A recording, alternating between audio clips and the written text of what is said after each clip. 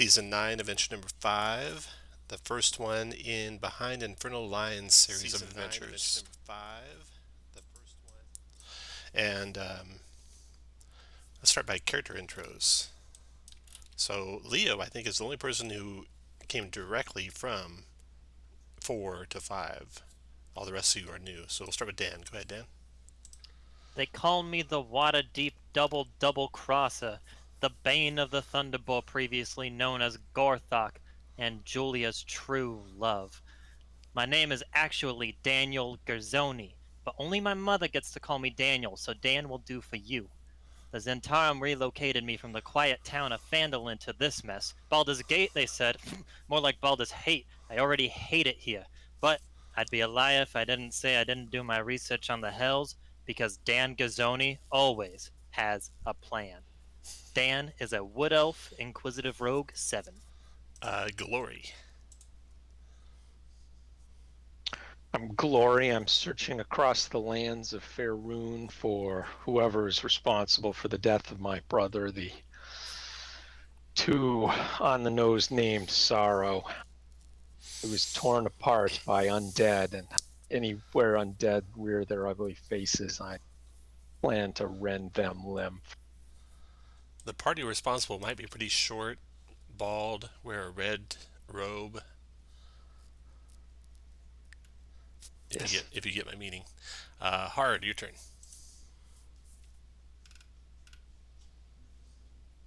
Good lord. Hard is a dwarf from Gauntle Grim. He's well revered there, as his service to the community left him, short two hands. And instead, he has two horrific looking claws in their place. He's taciturn, he's gruff, and he can be a bit wild, not bloodthirsty like a barbarian wild, but throw caution to the wind kind of wild. All right, next we got Jerica. So Jericho will fly in on a rainbow bridge, and she is just like you see there with the bubblegum pink hair and star earrings. She's like, "Hi guys, we're gonna go on an adventure. This is gonna be awesome. Okay, yeah, it's gonna be awesome. All right." And she will then go and shake each and every one of your hands. And as she shakes your hand, she actually takes over your appearance and says, "Hey, isn't this weird? Yeah, I can just do this all the time." And she starts mimicking your voice almost exactly, having listened to you introduce yourselves. Does she have her companion with her? Oh, yes, and Synergy is there with her. And Synergy is a tiny unicorn Pegasus that floats around and farts a lot. And then we got Leo. Leo is a half-elf bard, raised in a circus, and from a young age left the circus to join as a member of the Harpers. Carefree, and just somehow got wrapped up in this mess. Okay, so before we start, Oh, yeah. you can. You're tier 2 now, so you can start with inspiration or potion healing or an item of 100 gold pieces or less out of the player's handbook. So decide what you want to start with. I'll assume potions of healing if you don't say otherwise.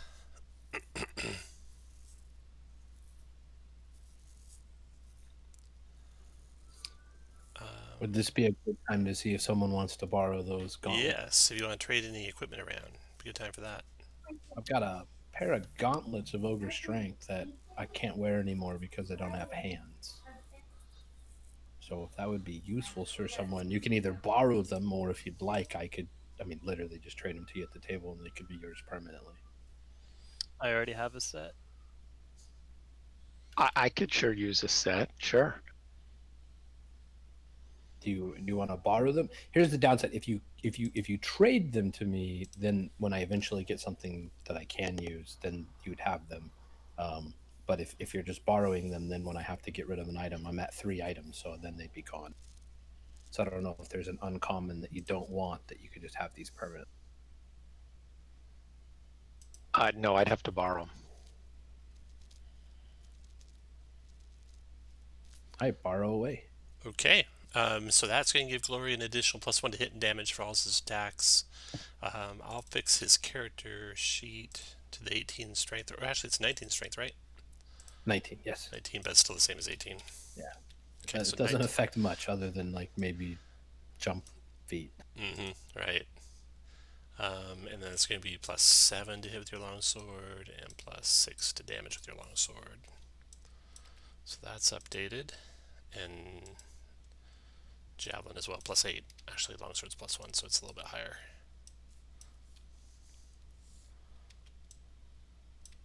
Okay.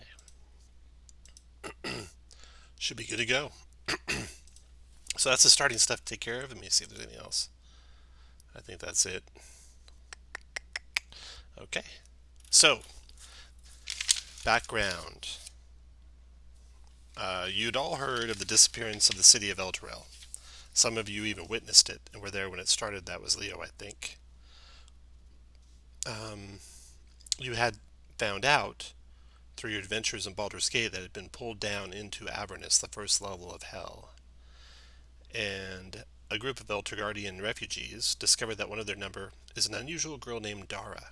In fact, Dara is a chosen of Ilmater and has been given a holy mission to find the souls of former champions who perished in the eternal blood war that rages across Avernus. At the end of the last adventure, Dara's 2 companions, an elderly man and a goat, revealed themselves to actually be angels, and they looked for volunteers to descend into Avernus. And Leo volunteered, and the other 4 of you showed up.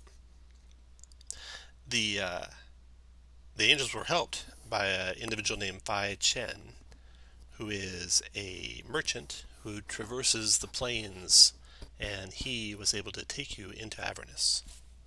So that's where the adventure starts. So, on your travels through Avernus, what kind of daily spells do you want to cast? Anything in particular?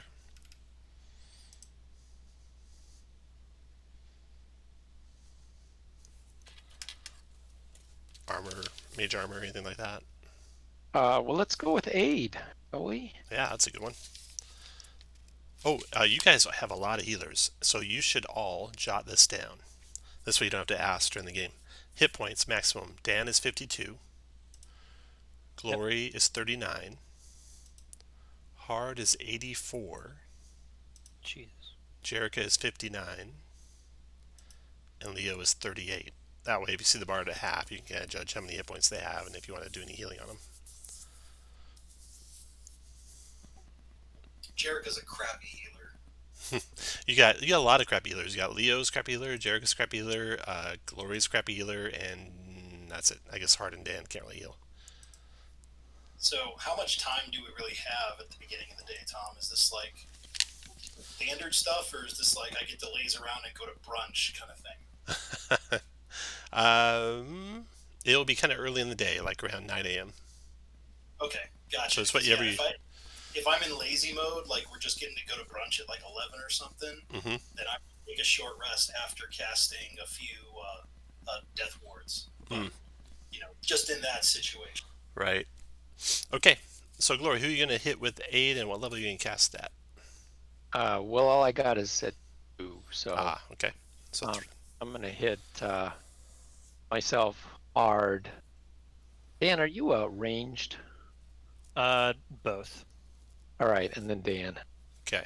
So you each get +5 to your current and max hit points. Thank you, sir. At best guess, you've been traveling in Phi's wagon across the seamlessly endless expanse of rock, rubble, and blood-soaked dust of Avernus for over a day.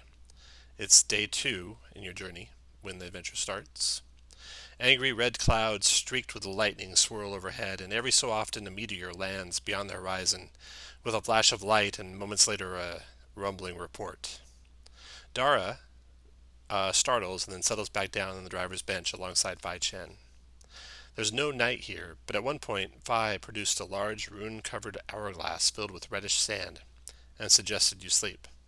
When you woke, it had emptied about halfway, and an educated guess suggests that it probably measures about a day's time on the material plane.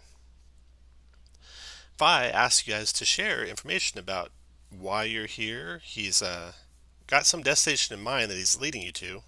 He seems to indicate you'll be there soon. And I don't know if you remember what happened, Leo. I kind of described what happened at the start, how the two angels asked for you to come here. Anything else you want to throw in that happened at the end of the last adventure? It's hazy. Is this where I might throw in that stuff you gave me? Sure, you can do that, yeah. Okay. I do remember there was a sort of ritual happening. We didn't quite stop it, or I didn't. You guys weren't with me, I suppose. Didn't quite stop it, and I think that had something to do with something that's going on here in Avernus. I got a lot of things to say here. Looks like Avernus serves as the front line of a great clash between forces of chaos and law known simply as the Blood War. Demons that are from the abyss, they use the river Styx to enter Avernus, where they then fight against the infernal legions of devils. And speaking about the river of Styx, it courses throughout the lower plains, and it's nearly impossible to predict its course. And I would not advise touching or anything with the river of Styx. Maybe an enemy, but you wouldn't touch it yourselves. But I think most or certain fiends are immune to the river's effects. But lots of creatures simply succumb to its effects, which can destroy your intellect, basically making you a vegetable.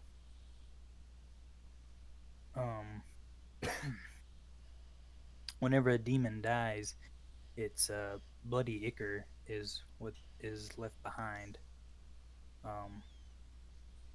Kind of matches in the consistency and odor of bile. And enough demons die here that their blood can even form small lakes. And although it's harmless most of the time, it can warp certain creatures on these planes. So they may be used. It may be used against us. Possibly with like making some sort of constructs or something to help in their blood war.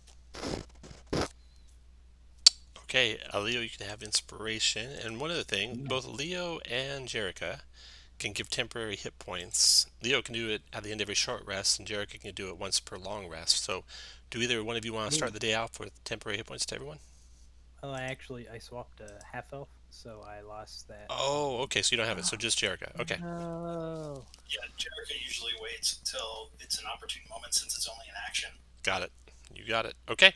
Dara, you get fireballed or something. That's usually when she does it. Dara pipes up and explains that you're being a little too modest, Leo. You guys helped the refugees immensely, getting from El Terrell to Baldur's Gate. But you discovered that fiends were hunting the descendants of Hell Riders. One of the refugees was a Hell Rider, and the fiends were after him. That's the ritual you didn't quite stop, unfortunately, so he perished. But there's more that the fiends are after. These Hell Riders, they're mortals who followed Zariel, the angel, into Avernus before her fall. Within Baldur's Gate, there's a cult of them, killing everyone connected to the Hell Riders. And my friends, Asariel and Renzel, those are the two angels. They can't come to hell with us, but I'm so glad you guys all came in their place. Considering what happened to Zariel during her fall, I'd hate for more angels to be affected like that. Our task here is to find any refugees that somehow got into the hells. But keep our eyes open and our ears open for any stories of fallen heroes that might lead us to more of the descendants of the Hell Riders, or the Hell Riders themselves if they're stuck here and been imprisoned and tortured all this time. So that's why we're here. But first things first, we got to find a place to safely stay, and that's where Phi Chin says he's taking us. All right. So, let me introduce you guys to Phi Chin here. All right, to the local Hampton. It's so interesting how they've written him into the story. Yeah. He used to just be a merchant that showed up, and now he's like a real character. Maybe he always was a real character, and we just didn't know. Or I didn't know, I should say. Okay. So here you are. This is Phi Chin. He's a Shao descent in his mid-30s, by all appearances. Looks like he's pretty athletic, pretty probably skilled in the martial arts, but also pretty skilled in mercantile trading. And his wagon it's got a carriage of sorts. He's got a barrel full of what he says is very expensive ale from some land you never heard of. And then there's kind of almost like a battlemented roof to the wagon. That's up here. And up there he's got several crates and chests stacked up that he's taken to trade, he says. So he says, find yourself a comfortable spot. You can sit, two of you can sit on the back, basically the tailgate in the back of the wagon. Three of you could sit inside the wagon, and as many of you want, you go up on the roof. Dara is this little child here. I'll blow it up. That's Dara. Whoa, big child. It grows And so quick. yeah, with her is Phi Chen's companion, the little fairy dragon. The little fairy dragon's name is... Where's his name? Blue fairy dragon named Drandledew. Curled up on Dara's lap. And Dara is kind of snoozing as you're riding along in Avernus. Or Avernus, I'm sorry. And it's just some mule pulling. Oh yeah, and the mule's name is Gary, who is enormous. He's maybe twice as big as a regular mule. You don't know that you've ever heard stories of Phi Chin having an enormous mule like this, and he wasn't this big on the prime material plane, you don't think. So maybe he grows in the hells or something, or when he goes to other planes. It's like a Clydesdale version of it. Yeah. Donkey. Nice. Okay. This is going to be great. We're going to find out about stories. We're going to see people. We're going to bring some happiness to the far corners of hell. Just as you are saying that, and you can have inspiration for playing the straight man, a hazy mass of color appears on the horizon, sending a smile across Phi Chen's face, and a snap along Gary the mule's reins. But as though in reply to the sound, the roar of infernal engines comes from behind a nearby dune, followed by others. Rusty metal monstrosities race toward you with harpoons on the front, swiveling in your direction. At the rate Phi Chen's going, and he kicks the mule into high gear, so the wagon lurches forward and starts racing forward. You think it's about a minute to get to that big mass of color up ahead. That must be where he's heading. But in the meantime, you're going to have to fend off these war machines that are chasing you down. So there's 5 of you. Your levels are, this is supposed to be for, let's see what level characters it's supposed to be for. I think it's for 8th level characters. And you are mostly less than that. 2 of you are 8th, I think. Okay, so since you're all super good at D&D, we're just going to do average. And the Infernal war machines behind you. Add them to the map. Boom, boom, boom. Oh, look at this. They're about 60 Special feet. effects. They're about 60 feet behind you, the closest of them. And you guys are racing forward towards the destination. So, what we're going to do is we're going to do the round of stuff, and then everyone will move. And during the round of stuff, Phi Chin, unless someone takes over for him, is going to be driving the mule, basically, trying to watch out for obstacles and keep the wagon from crashing and tumbling into rock gullies or such like that. And you guys can do whatever you like during the race. Does anyone want to try and take over for Phi Chin, or you want to leave him to the driving? we think that would be like a land vehicle? Yeah, land vehicle. Skill? It'd be a land vehicle for sure. Do we know what stat it would be? Land I vehicle. don't know. Land vehicle would be, in this case, intelligence. No, wisdom for seeing all the rocks and Right. stuff. Okay, everyone roll a Probably D10 for me, please. Just a straight D10. All right. Nice, I got it. When... Your guys' wagon. A manticore I got swoops. a 1. A manticore swoops down from the clouds and hurls a tail spike at 3 random creatures on your vehicle. That'd be the 3 guys on the roof. It's +5 to hit. Deals D8 +3 piercing damage on a hit. So let's see here. This will be in reading order. 1, 2, 3. All at +5. All right. 22 to hit you, Leo. Ooh. Yeah, just barely. 19 to hit hard, misses, Oh. and missed Dan by a mile. So the hit on Leo is a D8 +3. So Leo, you take 7 points of piercing damage. Hey, since we're with Phi Chin, we don't count right to left, do we? Good one. You said 5 piercing. Okay, so we got a 7 for your wagon. The next person rolled a 4. That's going to be for the northernmost infernal war machine. A cloud of noxious fumes bursts from the rocks directly ahead of it. They have to make a saving throw on a failure. They're poisoned, but a lot of them are devils, so that won't matter. And the ones that aren't devils are also... No, they're not. They're just resistant. Constitution saving throw with advantage. Boom, boom. No, it's 7 piercing, Steve, for Leo.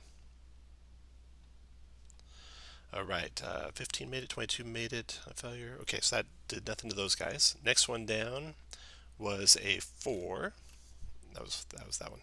Next one down's a 1. The rocky terrain under the sand gives way to deep silt, making a dexterity acrobatics check. On failure, they lose their balance and have disadvantage on their next attack roll or ability check. Boom, boom, boom. Oh yeah, so these guys are all falling prone on that wagon. That was a lot of 1s, Tom. I know. I forgot to roll for the devil separately, though. It looks like there are dwarves, dark-skinned dwarves, driving, one manning the harpoon, and then there is a devil that looks like this with them as well. Wicked-looking pitchfork, long tentacle-like beard, and spiked armor and tail. And that guy's dex save. Oh. He made it, so he didn't fall. Okay, then the next roll was a 10. That's no effect on that wagon. Then I need 3 more. I'll roll those D10s. 1, 2, 3. 6, 6, and 9. So the 9 has no effect, and the 2 6s are the same. Jagged rocks ahead, threatening the vehicle. They're going to slow down to speed of half unless the driver makes a Wisdom DC 12 check. Nope. And yep. All right. So the northern wagon's going to be slowed quite a bit. So from this range, all your attacks will happen in this range. Those guys are all just driving. None of them have range attacks, so you guys get to go.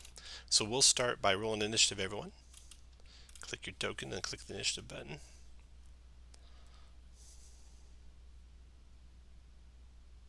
I think we lost Leo. Yeah, I know where Leo went. My token, he died. Cast invisibility.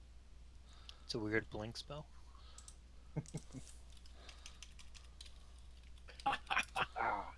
It's a good first initiative. Leo. There's a new Leo there for you. I'm back. I don't know that he's at max hit points right now, though. You might want to check his hit points. The token I put down there. No, he's hurt. Alright, now these guys, we're just going to have the devils go. All the dwarves are going to go on 10.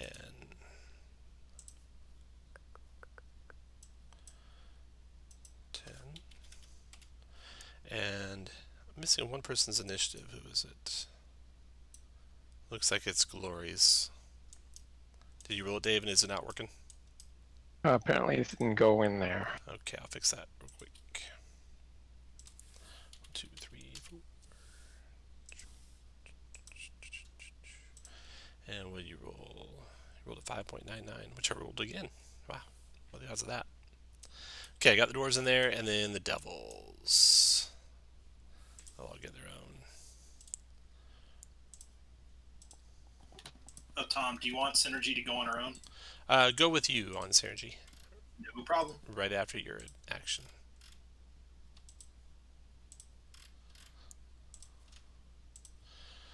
All right. Okay, Jericho, you are first. All right. Well, hearing all this stuff going on, I'm assuming there's doors and windows. Yeah, there's doors on the sides, and then you could climb up from, onto the top. It basically takes all your movement to go from inside down to the top. Oh no! Why would I get out of this comfy cart? Or you could just hang out the door and shoot. That is what she's going to do. So I guess item interaction to open up the door. Mm-hmm. And we'll take a pot shot at that devil-looking dude who All right. seems to be still standing up.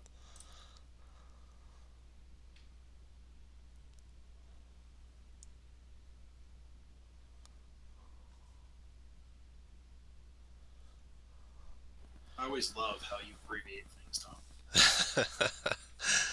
All right. It's like That misses horribly, most likely. Yeah, 12 is a miss. Yep. But you get a second. 17 hit. And so Excuse 11 me, a points. 30? Who said? What was that? How do you roll a 30? She's got plus 10. Plus 10. Jeez. Yeah. She got plus 3 rod. Oh. All right. So that is your turn. What's your dragon or your And then unicorn going to do? what Synergy's going to do is Synergy's going to use his mage hand and close the door. Okay. Dan. And go ahead. bonus action, he'll go invisible. Very good. Your turn, Dan. They seem just a little bit out of range for Julia, so I'm gonna have to pocket her and pull out the short bow instead. And I will also shoot at the devil. Okay. But first, I will insightfully fight it. So it needs to be a DC 25 deception check. Insightful fighting. Bonus action. Deception check. You got to do that with an insight, right? Yeah, so the insight sets the DC. And then... Yep. You got him.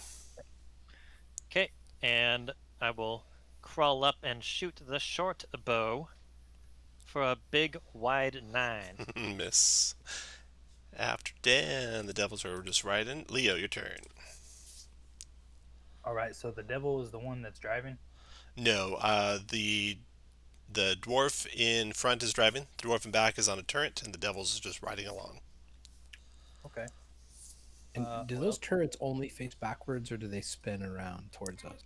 You don't think they could actually fire forward? Looks like they'd have to pull up parallel to you to fire on you with the turret. Okay. I guess I'll follow suit and well, you said he's wearing like some well, let me The just devil, he is wearing, well, it's just natural armor. It's looking spiky. You don't know how strong it really is. Maybe on equivalent of like scale armor.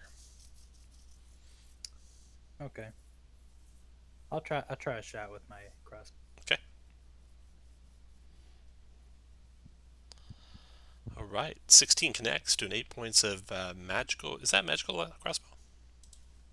Yeah, I chose a Nice. crossbow. Okay. Got it.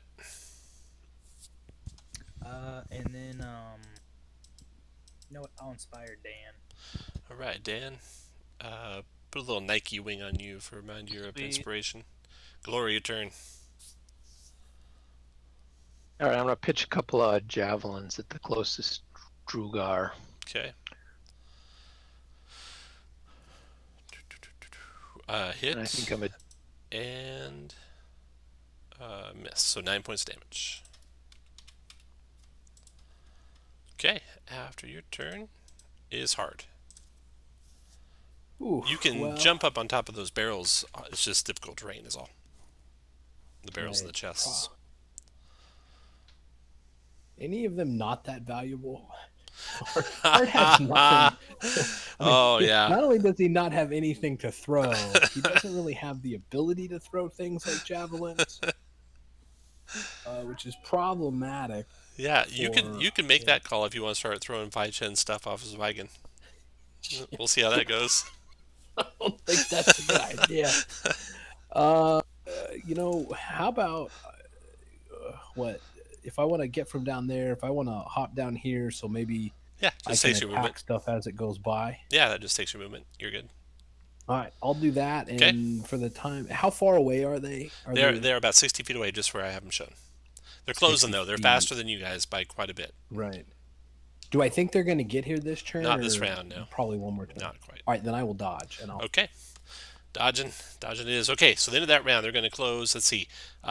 Gary moves 40 feet, and he's going to dash for 40 more. So you guys are moving 80 feet this round. They are moving 120 feet this round, so they're closing 40 feet on you, basically. So, except for one of them, or two of them, because one, the driver fell down, so he's only going to half his speed. So he actually falls back. 1, 2, 3, 4. And the other ones close. 1, 2, 3, 4, 5, 6, 7, 8. And let's see, there's this guy who went half his speed, so he falls back 1, 2, 3, 4. And then the other guy is close 1, 2, 3, 4, 5, 6, 7, 8 to there. And 1, 2, 3, 4, 5, 6, 7, 8 there. And this guy would have actually 2, 3, 4. Keep in mind the turn or the roof I have shown is not. It's obviously over here. Yeah. Okay. So they close there that far by the end of the round. Next round, everyone roll a d10 for me again. See what happens to the wagons. And then I'll roll a couple. All these results under 5, I think, are really good for us. Okay, for your wagon. A squirming collection of lemurs crawl across the ground ahead. Make a DC 12 wisdom perception check. On a failure, the obstacle counts as 10 feet of difficult terrain. That's not a whole lot, but here's his wisdom perception check for the driver. Wisdom perception. Made it. Phi Chin's good. So no slowing down there. And then you got a 1 and a 4 and a 3 for the first wagons. Rocky terrain. They got to make their dex checks. 2. Both go down. The devil's got to make a dex check. All go down. So they're all prone in that wagon. That's going to slow them down next round. Thanks, lemurs.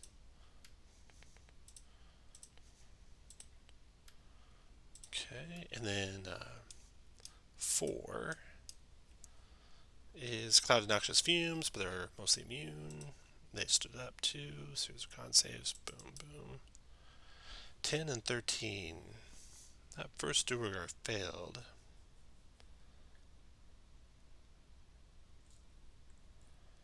Poison starting next turn. So that driver Duergar is poisoned, so that'll slow him down more.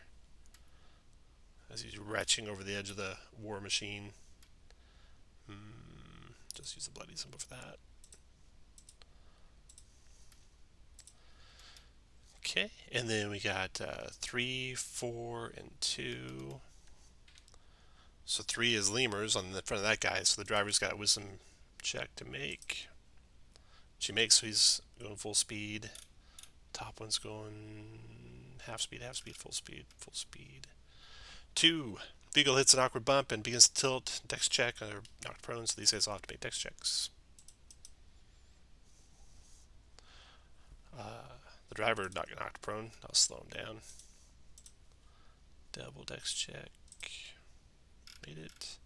And then 4, 2, 8 is nothing, and 1 more.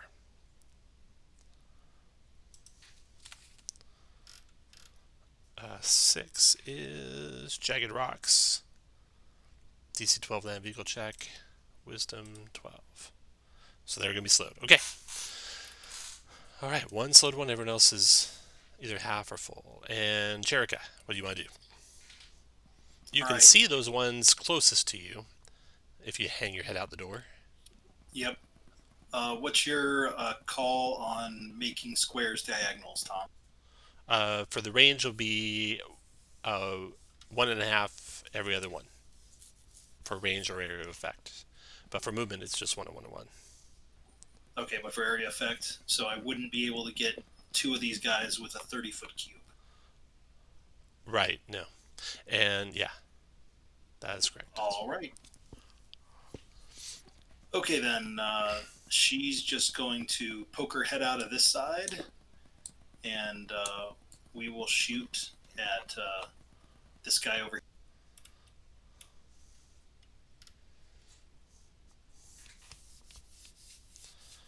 Are you shooting at the driver of the closest one? Yes, sir. Okay. 17, believe it or not, misses. 24 hits by a mile. Does 7 force damage to him. Gotcha. And then Synergy is going to... are the windows in here solid? Yeah. But the door's open, Okay. so you can go through the door. Right. So Synergy is going to go through the door. Mm-hmm. Has more than enough speed to fly over here and is going to fart on this guy. All right. Save. Wisdom save negates.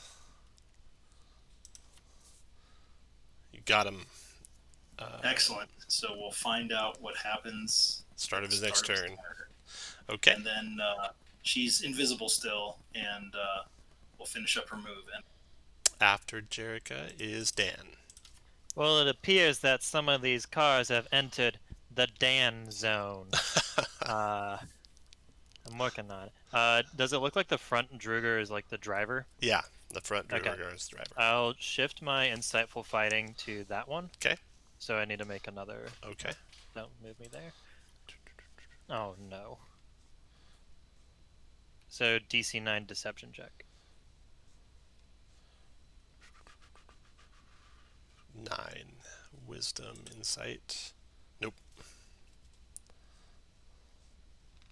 Okay. Is it actually like they make a deception check though?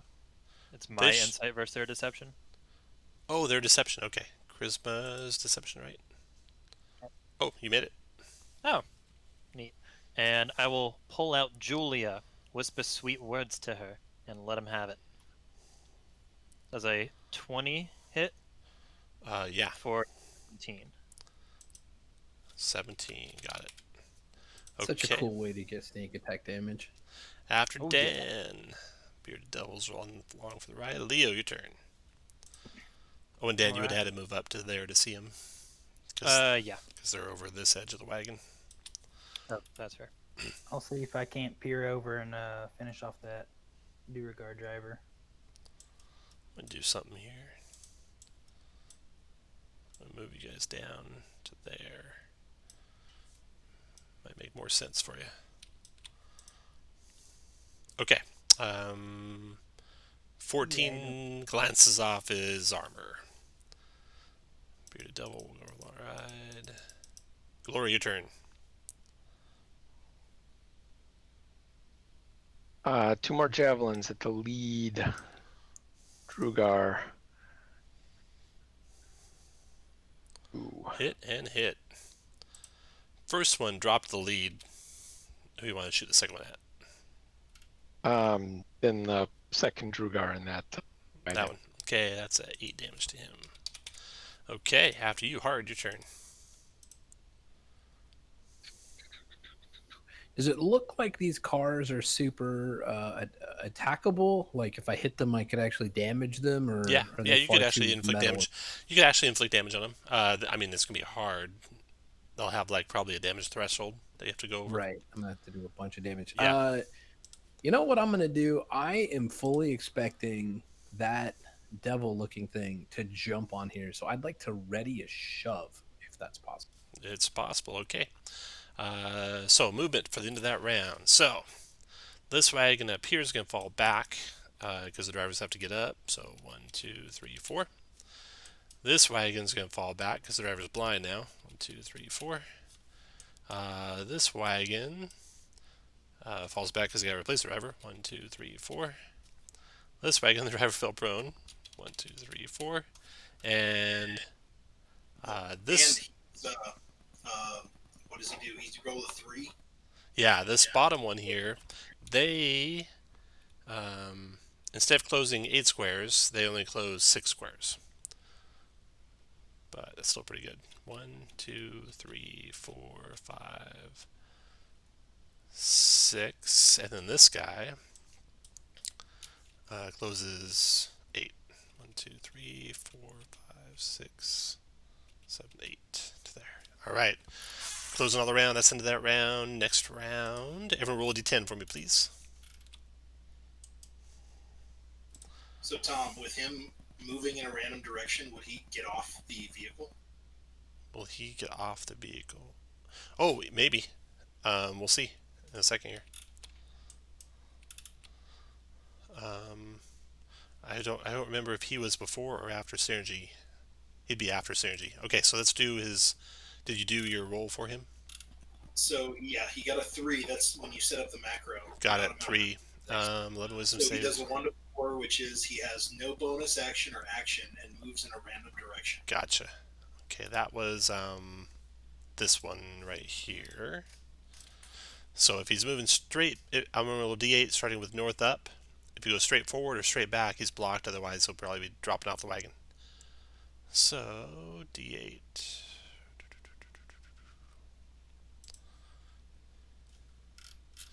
You got a 5. So 1, 2, 3, 4, 5. That's straight down. So he walked off the wagon, bump underneath the treads. Yeah, under the treads, and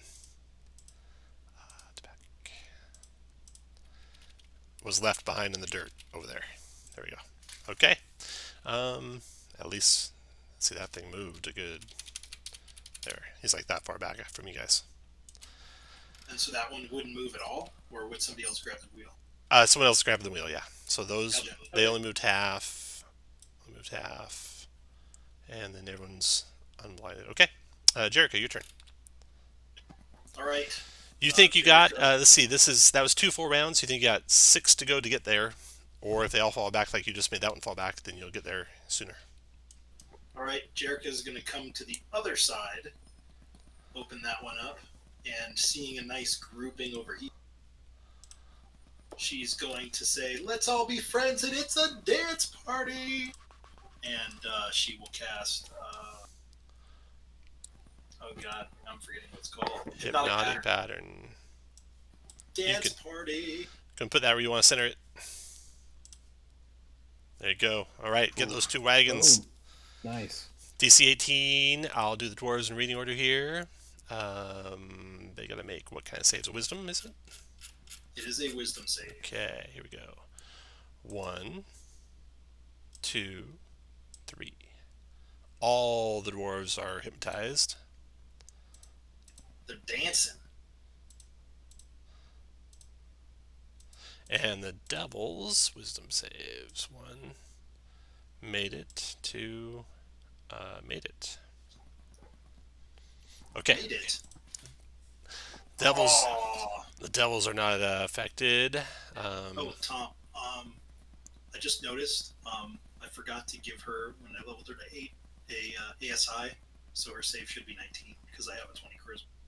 Oh, okay. I'm sorry. That's my fault. My fault. No problem. If So you that don't want to change it for this game, this I will take it as beard, a penalty. this bearded devil. It's weird.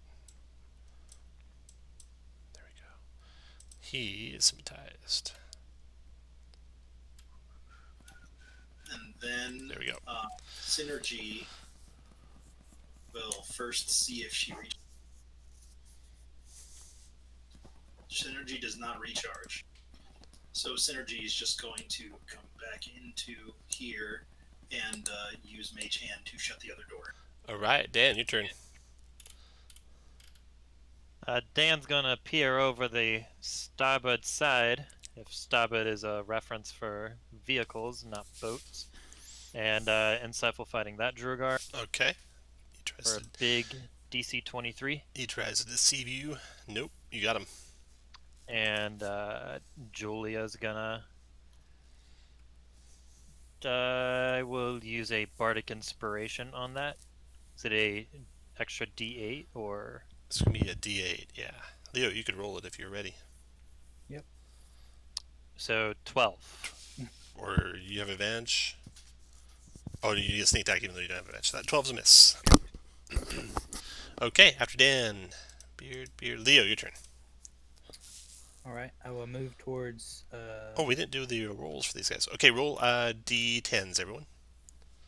And then see how far. Actually, I should do that at the end so it's easier to remember. Except it could knock people down. You can see that. Okay, everyone roll d10. I'll roll a couple. 2, 3. Okay. 9 is good. Nothing happens to your wagon. That's awesome roll. 10, nothing happens to the top wagon. 1 is rocky terrain could knock them prone. So, deck saves. 1, 2. Both of the Duergar go prone.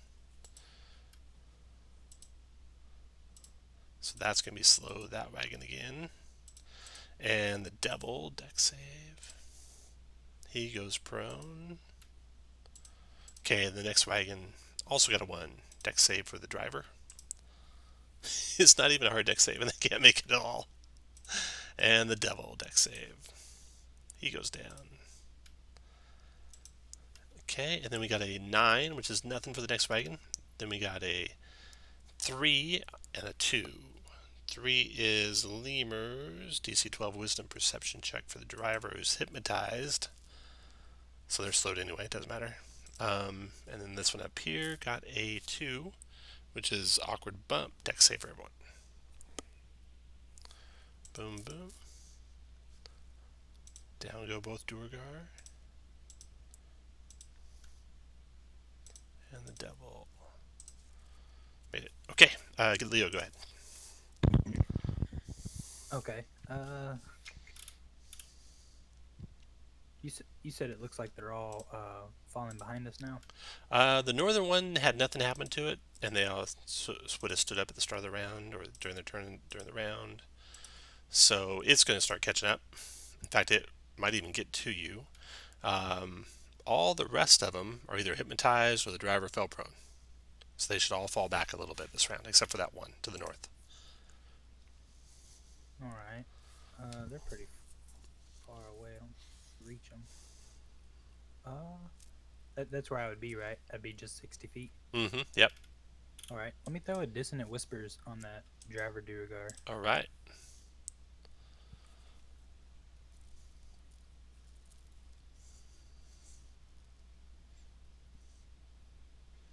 Wisdom save. Ooh, he made it. He's going to take half a 9. He's going to take 4 points. Okay. After Leo, Bearded Devil Duergar, Bearded Devil Glory, your turn.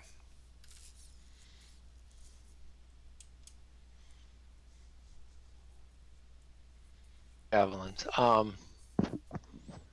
north one's the only one that's still ticking. Yep. Or That only one that's going to close on you this round. I'll throw my last javelin at it. Okay. The Duergar in the seat. Oh man, you are good with those at long range in a running car.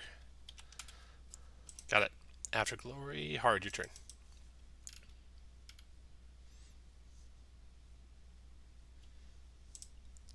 So Hard, if you want to do what you're doing before, you think they might get there this round.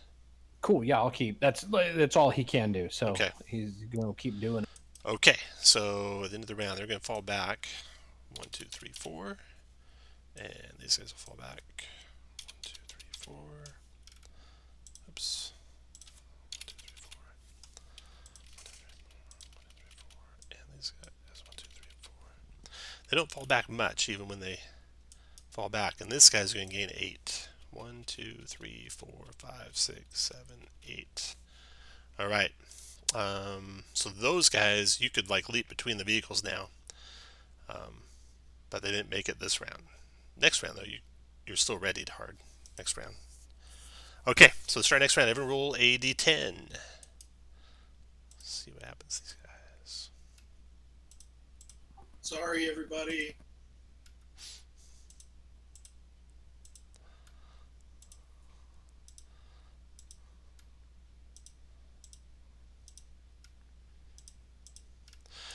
Okay.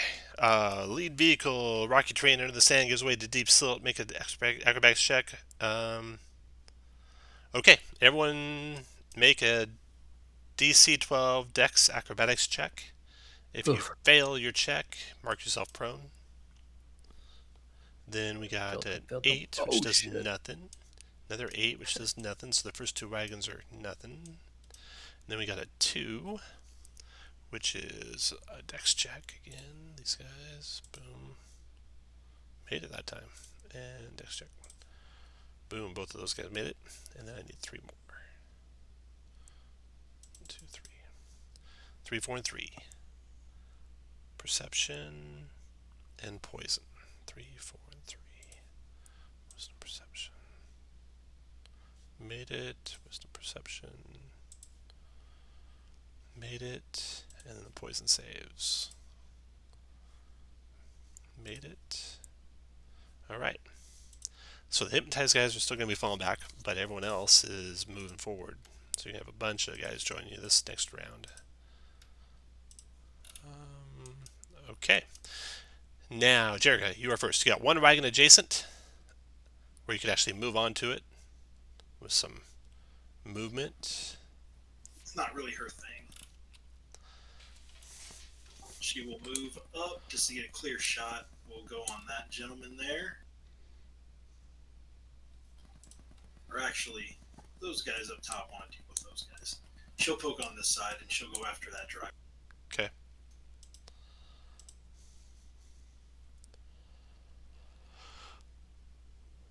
Crit for 9 and hit for 12. 21 total.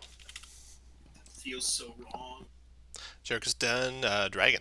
And, we'll see if the uniform recharges. She does not, so she will just stand up because she fell prone, and then mage hand the door shut. Okay. Dan, your turn. Okay. Is the Druger to the south just out of reach of me for 30 feet? Let's see. You could get It'd to be like the here. square. So you could get to this square, basically right where Glory is. Uh-huh. And then, yeah, he is just out Snap of the reach. center. Okay. Just out of reach. For short range. Then I will lean over to the northern side and Sifle fighting the Druger again. That one. Got him. And then a 14. Missed. That'll be it.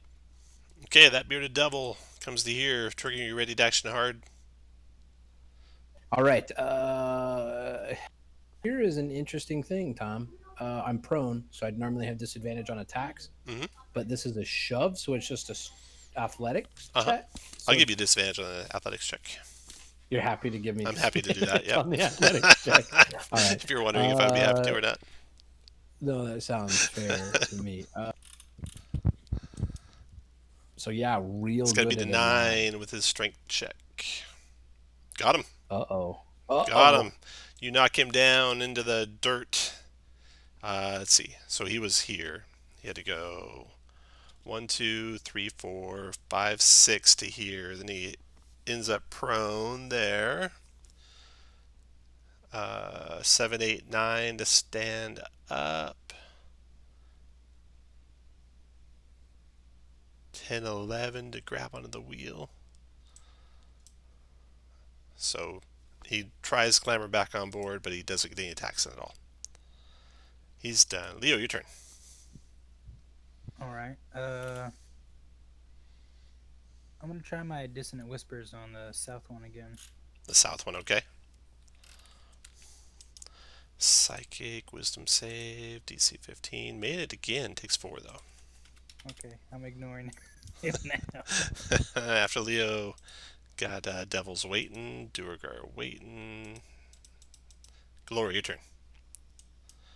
So, Glory, you could clamber up onto kind of the roof, like where these boxes are up here. You'd be just kind of like hanging on the edge of it and attack that devil if you want to. Okay, I like that plan. Okay. Go for it. A 15 to hit with a longsword is a hit. Gonna do any extra damage, or is 10 good for you? I'm gonna hit him with a smite. Okay. Give me a smite. Level 1 or level 2? Level 1. Got it. Where's my smite button? It'd be under your features in alphabetical order after Here. features. No, that's not it. Be DIV, SMT, or something like that.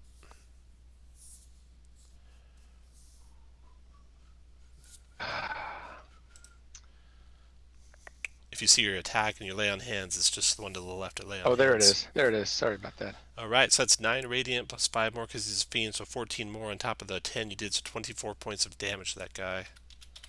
Boom. Okay, the second attack's 12, which is a miss. Last bearded devil's waiting. Hard, your turn. Ah, there he is. I'm gonna reach down. I'm gonna swipe. I'm gonna stand up, Mm-hmm. and then you know what? I think that's a mistake. Actually, I'm gonna shove him again. Okay. Because If you shove him again, he's gone, yeah. Yeah. I think that's a better plan. So with the first shove, let's see what happens. No disadvantage.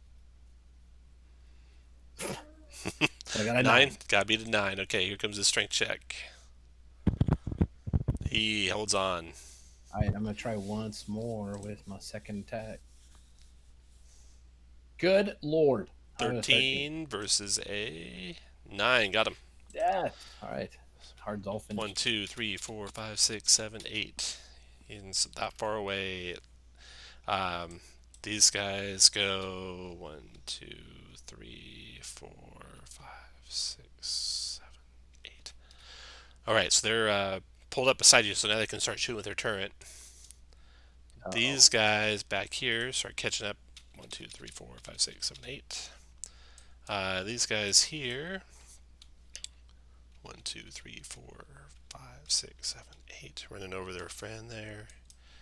Then these guys here. 1, 2, 3, 4, 5, 6. Go to there. And then these guys are all falling back. 2, 3, 4. There we go. As you guys are racing through the dunes, that's the end of the 4th round. You got 4 more rounds to go, you think, to get to the wherever Gary's running to take you. Gary's holding on. He's been running hard for 4 rounds. He might start slowing down in a second now, though. No. Jericho, your turn. The Infernal war machines don't look like they're going to slow down. They're just belching black smoke, the burning souls of the people burning in their furnaces. Jericho will look out this window and see a great 15-foot cube. And is going to enact the Care Bear stare. All right. And, we got to do D10s. Oh, that's right. Let's do some D10s. Everyone roll D10. Yay, I think ours is good. Hey, Rob, you saved everyone. Okay, then we got 10, so the top one's good. Then we got 2, so they got to make some dex checks. Boom, boom. Both fail. Prone. And prone. And then we got the next one down. It's got a 3, so they got to make some poison saves. No, the driver's got to make a perception check. Wisdom perception. So he's doesn't see the danger. He's going to slow down a little bit. Then we got 3. Then we got 9 is good. That's the one right beside you, so it's going to keep up. And then we got 2 more to roll.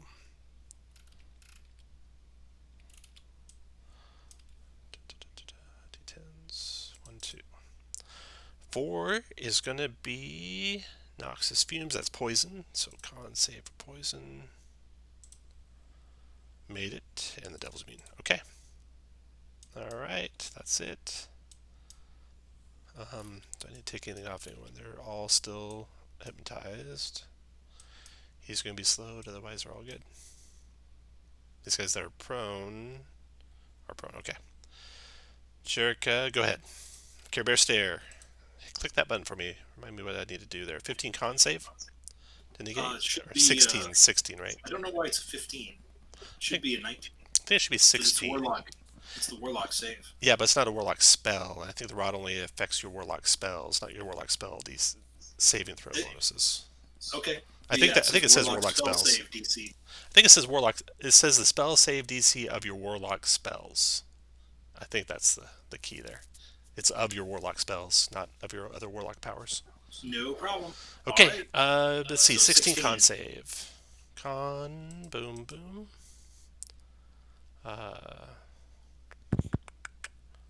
To succeed, and then this guy, con. Well, by the same token, they wouldn't have. Was it spell? I think it's magical. It's a spell-like effect or magical effect. 16. Okay, so they all made it. Dragon's turn, or Unicorn's turn.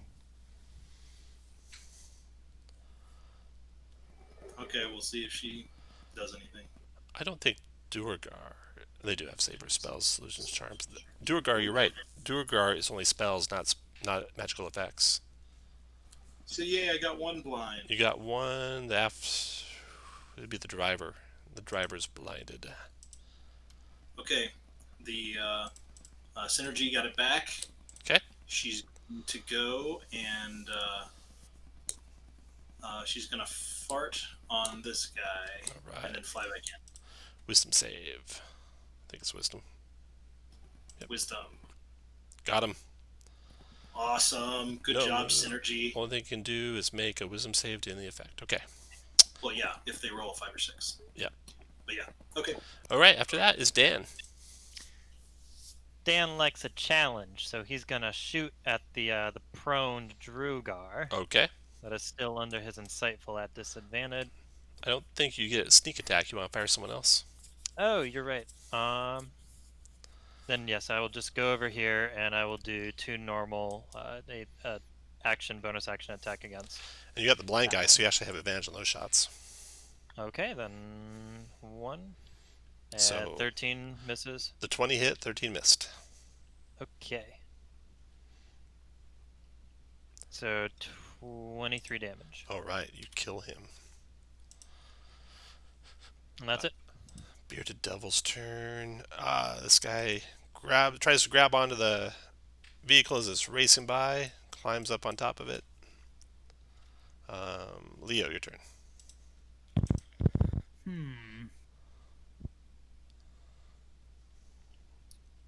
The Duergar to the closest would be west of me. Okay. Is he blind? He failed a perception check to see some lemurs, so they're going to be a little slower, but he's not blind. Okay. That's why I put the 2 on the blind that was really blind, so I knew the difference. Okay. Thing. Well, I guess I'll just I'll take a shot at the devil just below me. Okay. 21. That's a hit for 6. After Leo. All right, that devil.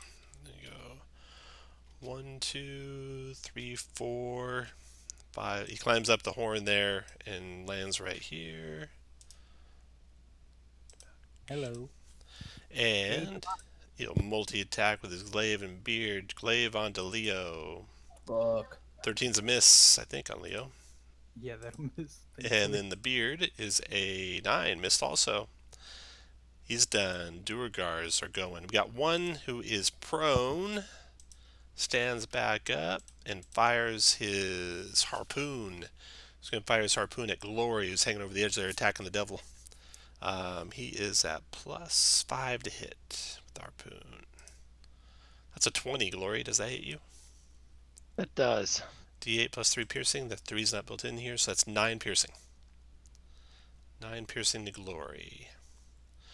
Then the Duergar South is going to fire on Dan, who's been shooting down. Actually, can't really fire on Dan, because Dan's ahead of him. So he's going to fire out hard. He's going to have cover hard. He's going to need a big number to hit hard with cover. Crit. I cheated there. Ouch! I cheated there in case you were watching, Shane.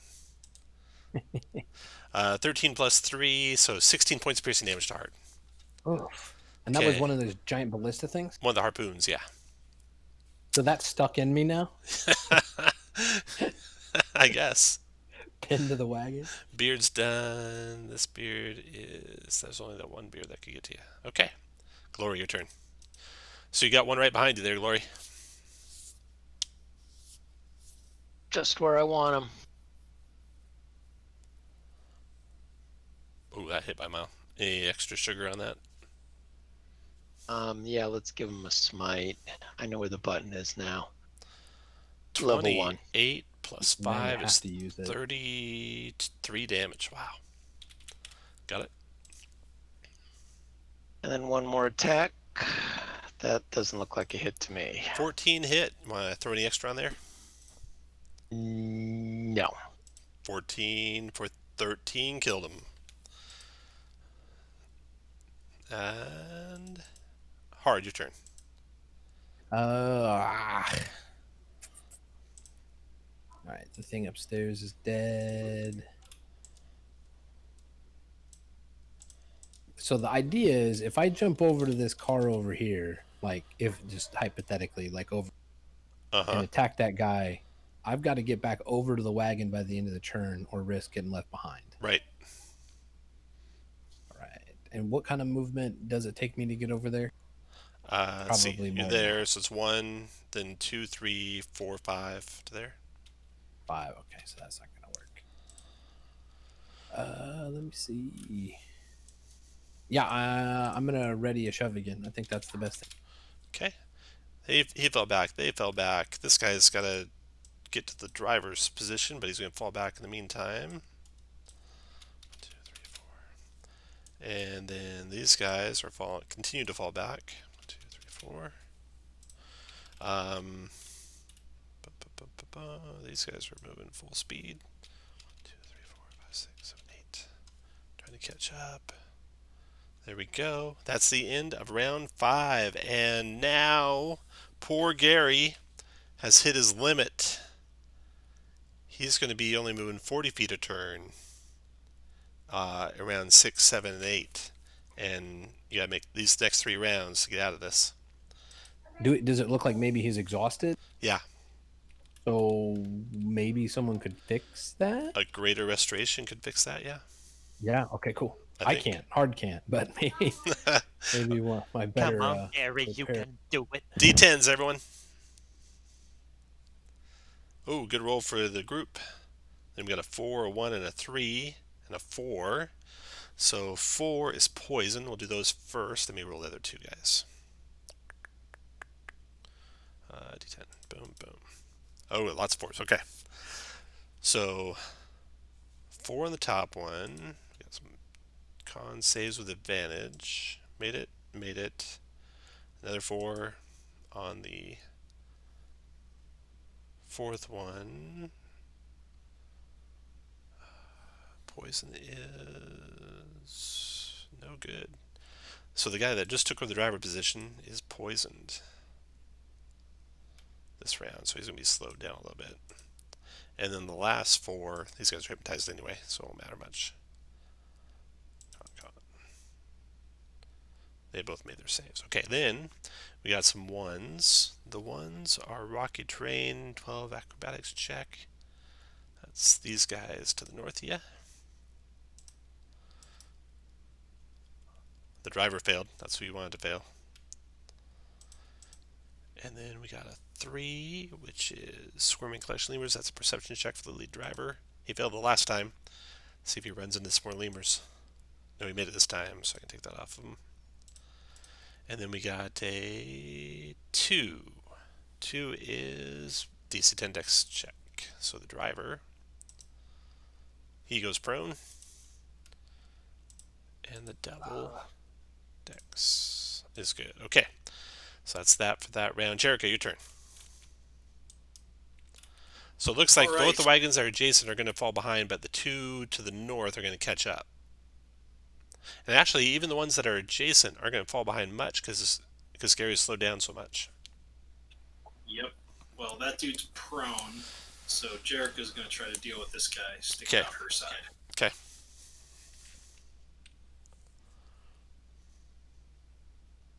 Hit and miss. So 1 hit for 12. Your attack bonuses are probably off by 1 too, just so you know. Gotcha. Yeah. Okay. She does not get that back. So she will just fly out and give the help action to the rogue. Dan is next. Okay, Dan, you got advantage on that guy. All right. Let me do select. I will be shooting at that one. Okay. That's a crit. 27. Yeah. Wow. 31 and 12 is 43 points of damage. That guy killed him right through the skull. Okay. Nice And, shooting, Tex. Gonna go blow the smoke off the end of Julia. Move my way towards the back and insightful fight the middle devil. Middle devil over there. Deception check for him. You got a 4 on that. You got him. No way. Leo, your turn. The two north that are going to be catching up, are they, how would a 30-foot radius look on them? 30-foot radius? Are you talking about hypnotic pattern? It actually, yeah, cube, sorry. Cube, yeah. I don't think it quite gets both. Ooh, it doesn't.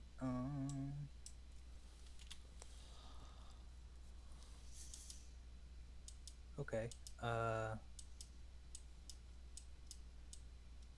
Well, I might. Can I hold that, and if they get close enough together, I'll blanket them. You can. Holding a spell like that, though, means you've cast it, so you're going to want to definitely release it before your turn comes up next round. It also takes your concentration.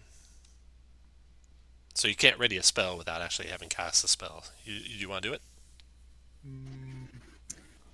I'll just take a shot at the closer of the southern of the two. Okay. 22. That's a hit for 6 piercing on the driver, I assume? Yeah. Okay. Duergar's going. And then, let's see. There's one parallel.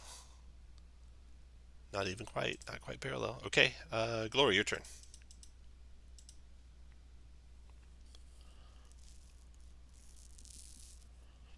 Targets that I can reach without ranged attack? There's no one on the wagon. Nope, nothing right now. You could ready or dodge, your choice. I'll dodge. Hard, your turn. No more harpoons for me, thanks. So, what kind of skill do I think it'd be? What kind of skill check do I think it would be to drive that car? The one that's down here to the south of you guys? Yeah.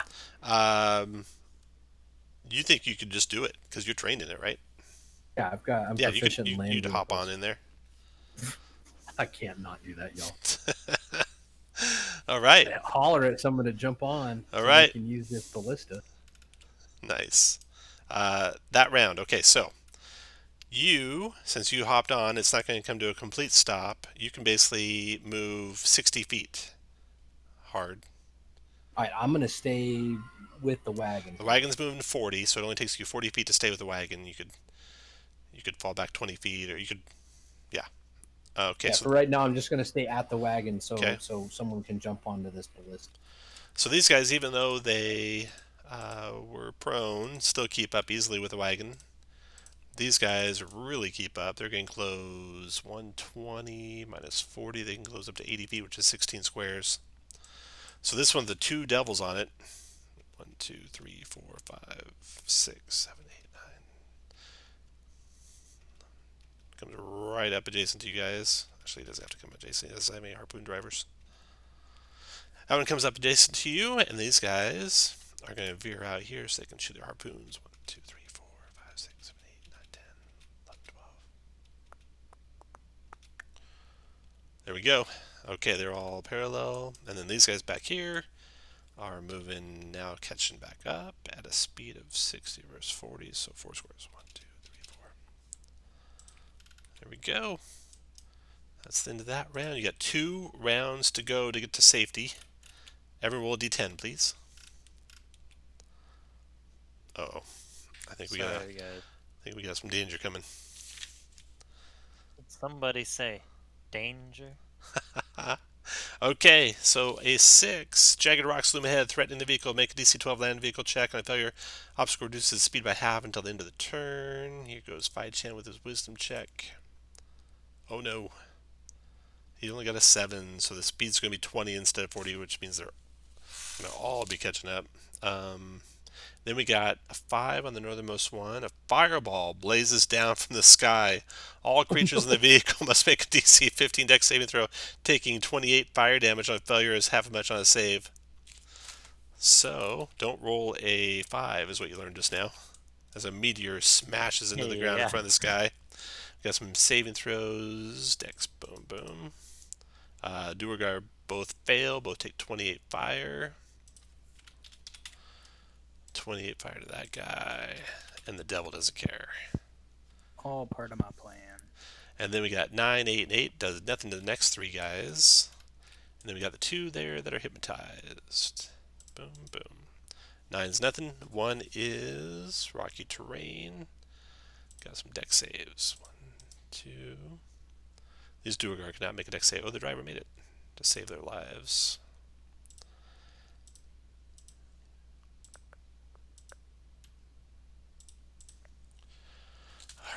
All right. Boom. Jericho, your turn. Second to last round.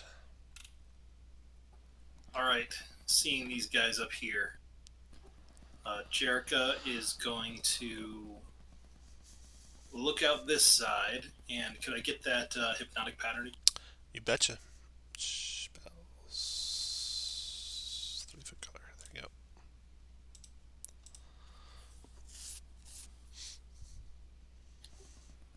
Yep, we're going to go with that one. All right. All the northern groups there got some saves to make. 19's the DC for a wisdom save. 1. Fail. 2. Fail. 3. Fail. 4. Nice. Fail. And then 1 devil. Made it. Was the So top the two other cards ones, right? The top yep, 2, so yep. the other ones are no longer hypnotized, but they're way far back. Yep. Because that's not where they are, right? No, that's actually where they are. They've been falling back only at a rate of about 20 feet around because they're moving at 60 feet at half speed. And you guys are moving at 80 feet at full speed. Okay, Jericho's done. Got all those guys hypnotized. Dan, your turn. Dan's gonna. Synergy comes back up. Oh, yeah. And is going to work on the Drugar there. Wisdom save for him. Made it. He has smelled worse farts. Yep. End of turn. Dan, your turn. Gonna release a few shots at the devil that I have fighted. A 24 for 17. That was the middle one north of you guys. 24 is a hit. 17 damage. Give us 17 damage. Got it. And that'll be it. All right, we got the first bearded devil here jumping on board your guys' ship. 1, 2, 3, 4. He's like hanging on down here, Glory. Stabbing at you with his glaive. Perfect, just where I want him. 20 for 5 slashing. And he gives you an infernal wound unless you make a 12 con save. No problem. No problem at all for you. Beard attack. Misses ya. Then, Leo, your turn. Okay. Does it? You said it looks like the ballista can shoot back or to the side, right? Sideways, yeah. So if they're not parallel with you, they can't shoot at you. And all those guys that can shoot are hypnotized up there. Okay. I think I might hop down with hard. Can I get to that ballista on his new ride? Yeah, you bet. Grab Now where- my ballista. Now, where the devil's hanging off, am I parallel enough with him, or would hard have to pull up a little bit? He'd have to pull off. You can shoot the 2 behind you. Nice. Yeah, let me I'll shoot the southernmost one. Okay. Could we ready a shot on the ballista for Yeah, the movement phase? I know Yeah, you that's a little can. strange, but- Yeah, you can. So that could be an option. You want to shoot or ready a shot? Let me let me ready a shot for Okay. if Let's see, the Duergar are all hypnotized, so they can't do anything. And then we got another devil. This guy here is going to climb on board over there, attack Glory with a glaive and a beard. And then we got him way in the back there. This guy. He goes 1, 2, 3, 4, 5, 6, 7, 8, 9, 10, 11, 12. Move from wagon to wagon. And then Glory, your turn. Okay, I'm swinging on the northwest devil there. Wham. 13. I'll give him a little bit more. smite. Okay, go for it. Yep. 13 and another 13, 26 total. He's still around. He is. Sneeze on him. Well, one more little poke should do it. 18 to That. finish him. Okay, then we got another bearded devil, I think way in the back. Yep, okay. And then hard, what do you want to do? Well, I assume it's like I'll give up my movement to like be able to move the car. Does that sound right? I mean, what are the things I can do while I'm still driving? Well, you're driving, you can't really do anything unless you don't move twice. You move once and do something. And, you know, the wagon's going slow enough that, and your speed is 60, so you can move 60 feet from where you're at. The wagon's only going to move this round 20 feet. Oh, So you can move 40 feet pretty much anywhere and still keep up with the wagon. And still do something. So I could Yeah. dodge. Could something be like ramming this car? Yeah. That car? Mm-hmm. Yeah. Oh, that's past that. Yeah, you could do, let's see, 1, 2, 3, 4, 5, 6, and then do like a little tail, you know, try and spin it out. Yeah. Okay, that's a wisdom check versus his wisdom check. He got a 2. So you got to beat a 2 on your land vehicle wisdom check. Yeah, that's going to do it. 20. So you're going to spin him out. So, movement. The wagon goes 20 feet. These guys up here are all hypnotized. They just hypnotized actually go forward. 1, 2, 3, 4, 5, 6, 7, 8. It's like they're, you know, not paying attention and just driving at half speed. Then this guy's spinning out. And with his spin out, he's going to fall back 20 feet, basically. 1, 2, 3, 4, and going the wrong way too. And then these guys down here are catching up at, they can move 120, so they can move 100, so that's 20 squares. 1, 2, 3, 4, 5, 6, 7, 8, 9, 10, 11, 12, 13, 14. 20 squares, 900 squares. 15, 16, 17, 18, 19, 20. So that one goes to there. That one goes to there. And that's it for the movement. Could I have taken my shot as Yeah. they were gaining? You betcha. All right. What do I need to roll? Roll a d20 and you're +5 to hit. Oh no. All right. Last round before you hit safety. Everyone roll a d10 for me. You're welcome. All right. Everyone make a DC 12 Dex Acrobatics check or fall prone on the wagon, on Phi Chin's wagon. And then we got a 1 for those guys up there. They're not going to do anything. They're just going to crash into the buildings.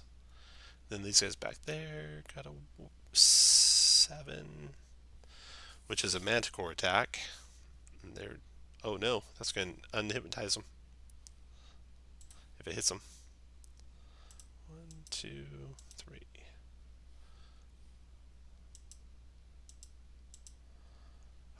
Hit one of them. So this guy will be unhypnotized. The driver, unfortunately for you guys. And he takes 11 damage. Okay, that was 7. Then we got a 10, that's nothing. And then we got a 4, we'll say, on your wagon hard. That's Cloud of Noxious Fumes, so you gotta make a DC 12 con saving throw. Same for you, Leo. DC 12 con saving throw, or else you're poisoned. Leo made it. Hard's got a DC 12 con save, or be poisoned. The 9 and 9 is nothing, nothing. You there, Shane? I am. I'm sorry. DC 12 con saving throw.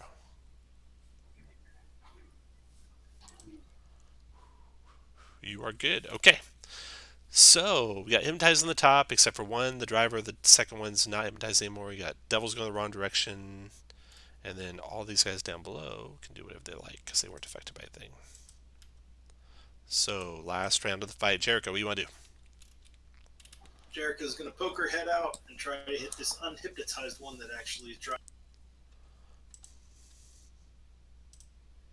16's miss, 28's a hit for 13 force, 14 force because you get charisma modifier.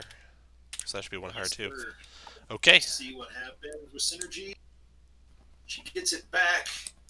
She comes out here and she farts on this Drugar. Wisdom. Got him. He's going to move a random direction.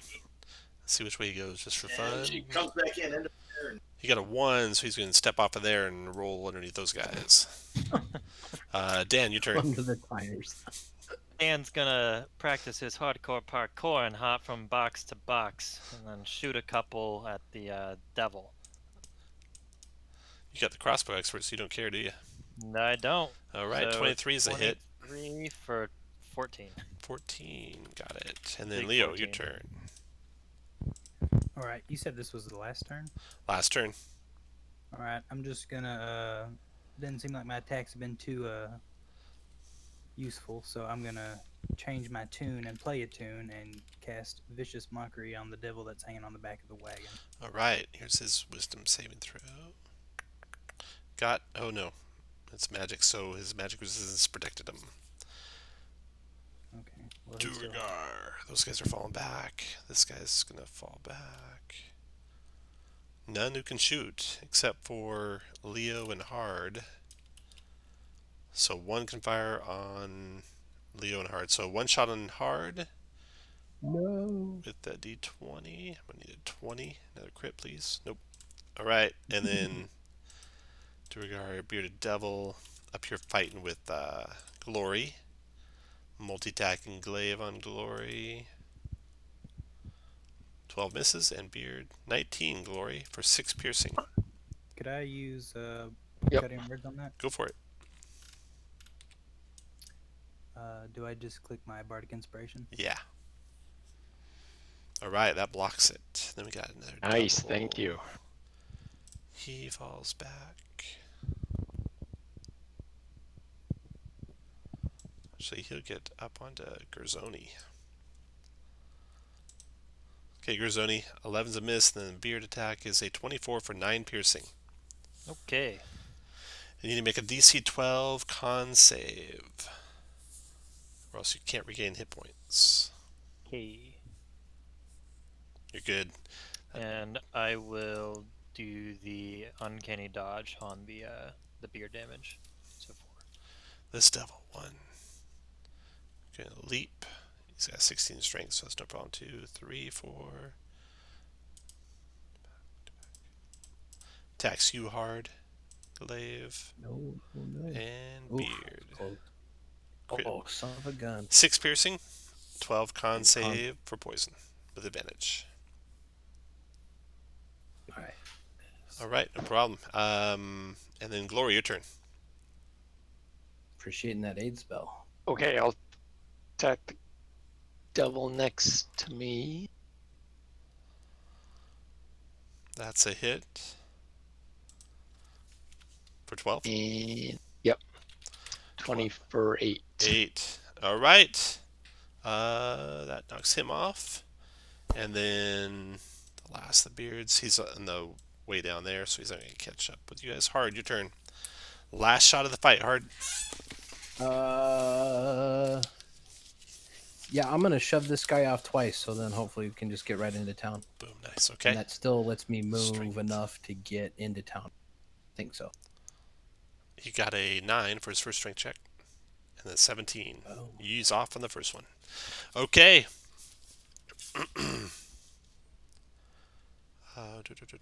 Ahead, a semicircular array of large machines, much bigger than the ones chasing you, enclosed tents and wooden stalls, a large marketplace.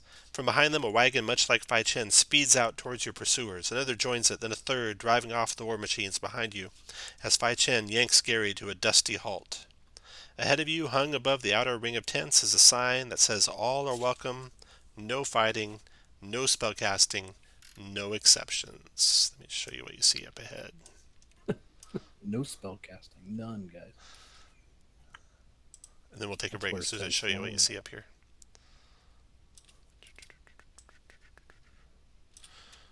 Alright. Oh, and then check this cool picture out.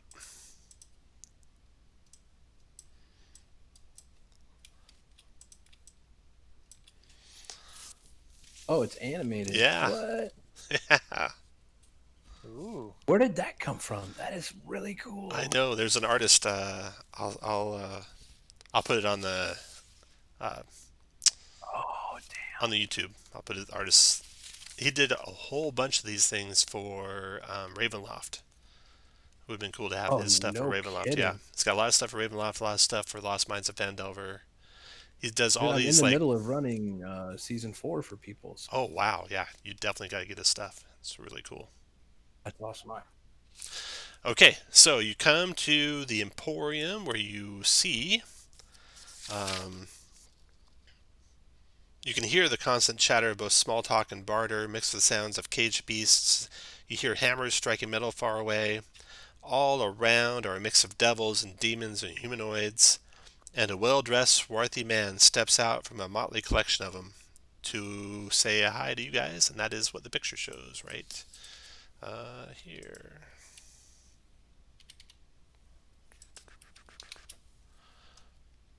That's the guy that meets you. And we'll take a break here. It's 33 after the hour, so let's come back at 40 after the hour.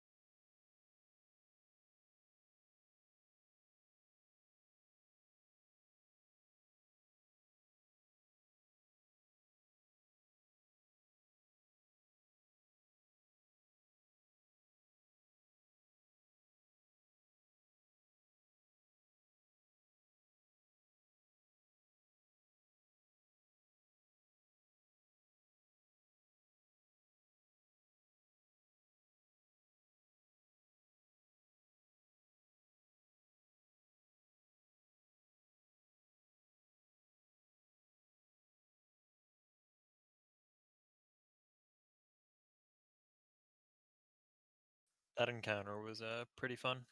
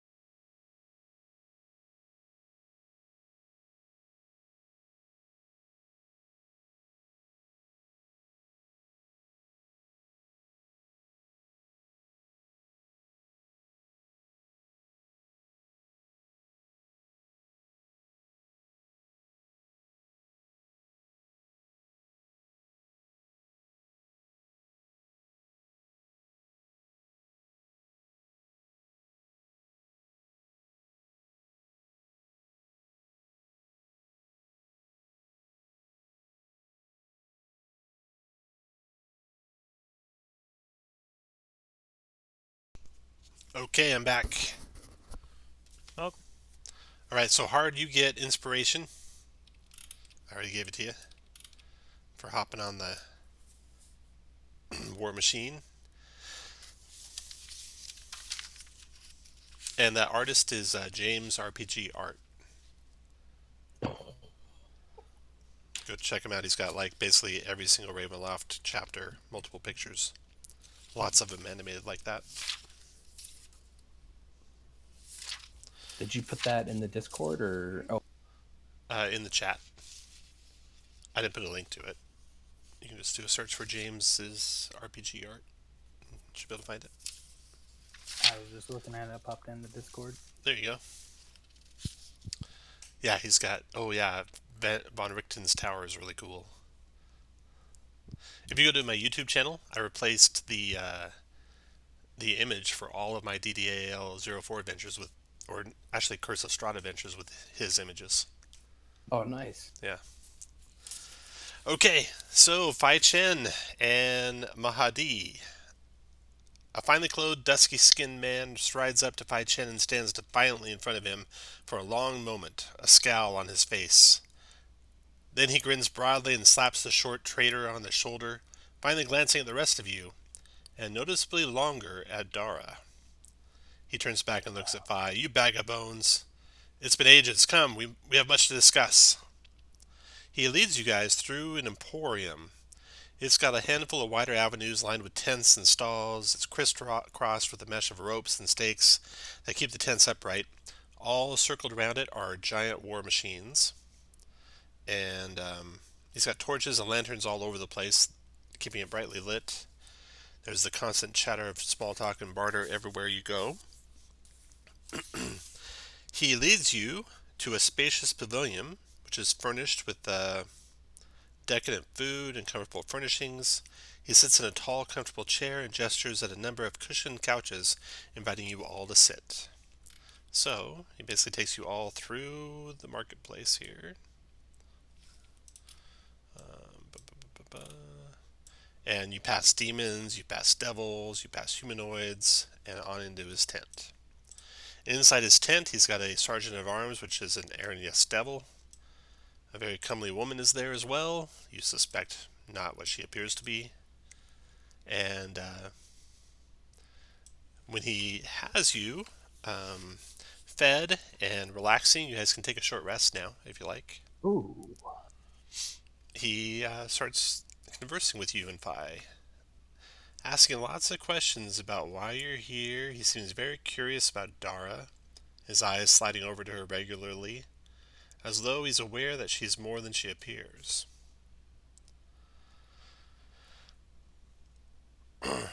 He says, well, it's fortuitous that you came because I suspect there's someone here in this Emporium that's feeding information to these war machine gangs, the one that tried to waylay you on the way in. They're called the Rusty Razors, those guys. I'm not sure who's giving them information, but it's starting to cost me. And I would like you to figure out who the spy is and bring me a confession before I pack up to leave in 12 hours from now. If you can do that, then I will let Phi Chen take his old space for a month and a day. And Dara and you can be his assistants. You'll have a place to stay here in the Hells. Ooh. Ah, well, you have contacted the correct group, as I am very proficient with my silver tongue, as Jericho will transform herself into an Avernus. Very good. These Rusty Razors, they followed us for some time now.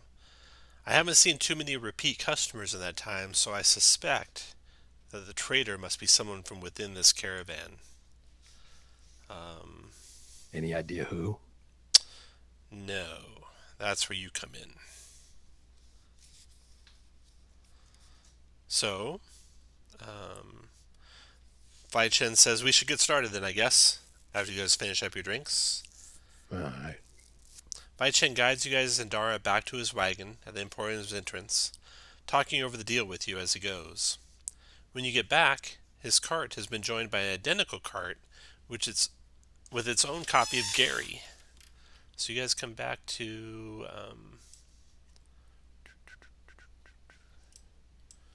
your wagon over here, and boom, there is another wagon sitting there.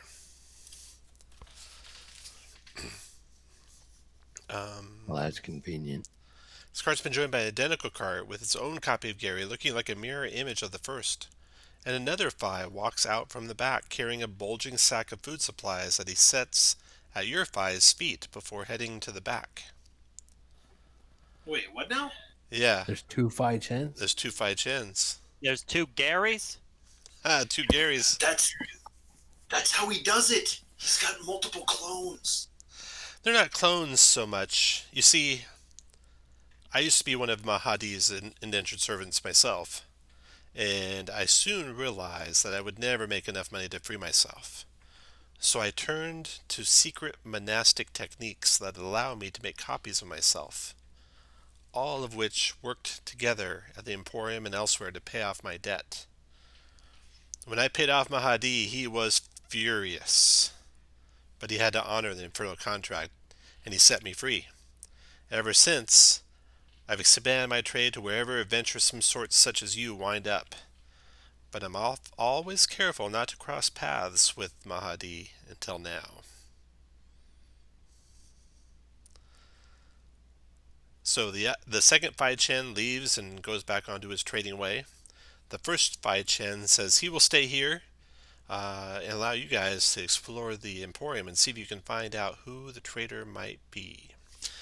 So a look around the Emporium. You can, of course, see the sign that says, all are welcome, no fighting, no spellcasting, no exceptions. Right at the front of the Emporium is a line of cages and stalls for all sorts of strange-looking animals.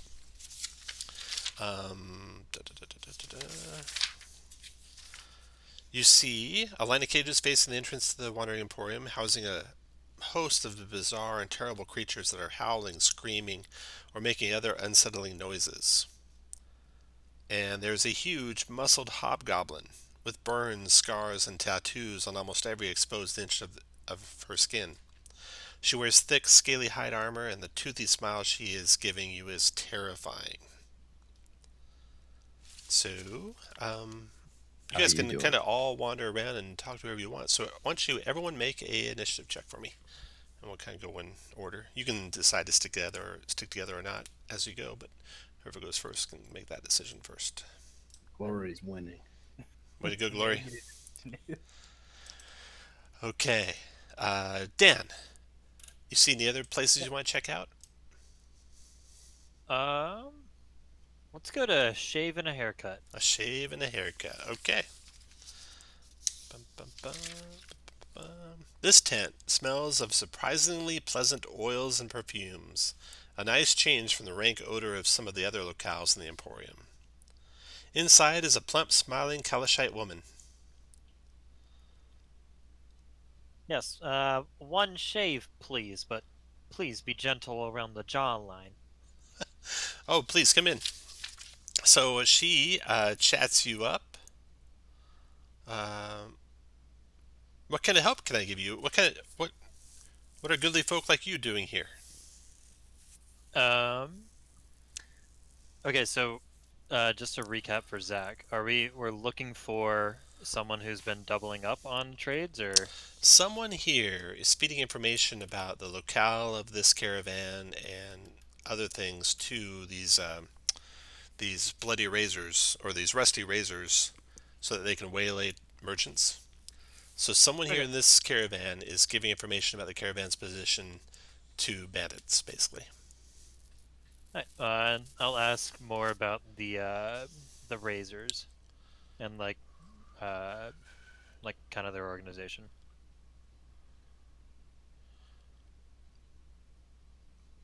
Well, I don't know much about them. And is anyone else going in there with her or with Dan? Sure, yeah, I'll go. Okay. All right. I don't know much about them. but there have been some customers that have gone missing lately. You know, there's a strange wizard. He lives to the northwest part of the encampment right now. You'll see all sorts of strange colored smoke coming out of his tent, and every once in a while a stray tentacle might emerge from underneath a flap here or there. And then there's Vedala, who is the business manager for Mahadi. He might know more. Alrighty, thank He you hides very many much. secrets. You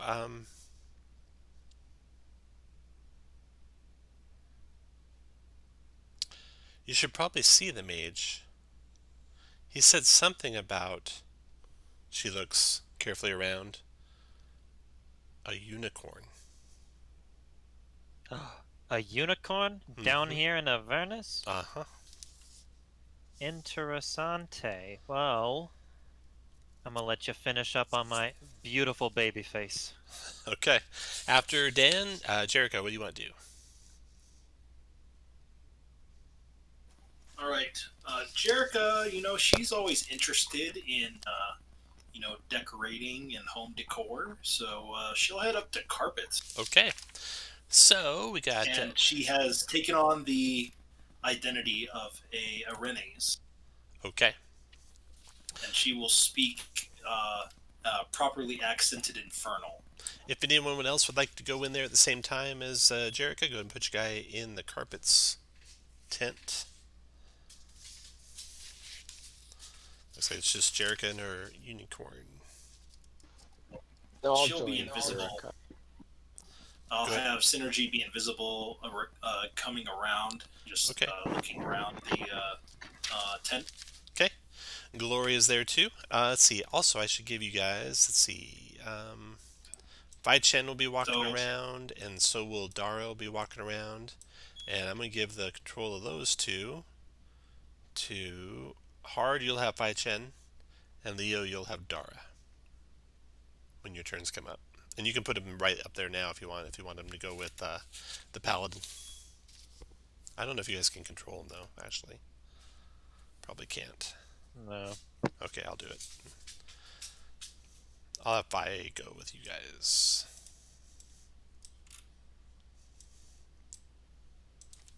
Okay.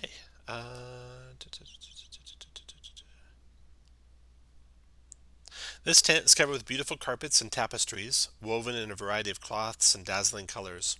Reds and battle scenes feature prominently, as do drow mages. Inside, beating the red dust of Avernus out of a particularly fine carpet, is a drow. Oh. Glad I didn't go That is this guy right here. And then also in there, a woman so ugly your stomach curdles at looking at her. Looks like some sort of evil, horrendous fey creature. Maybe a hag. And she is just perusing the wares of the carpet place.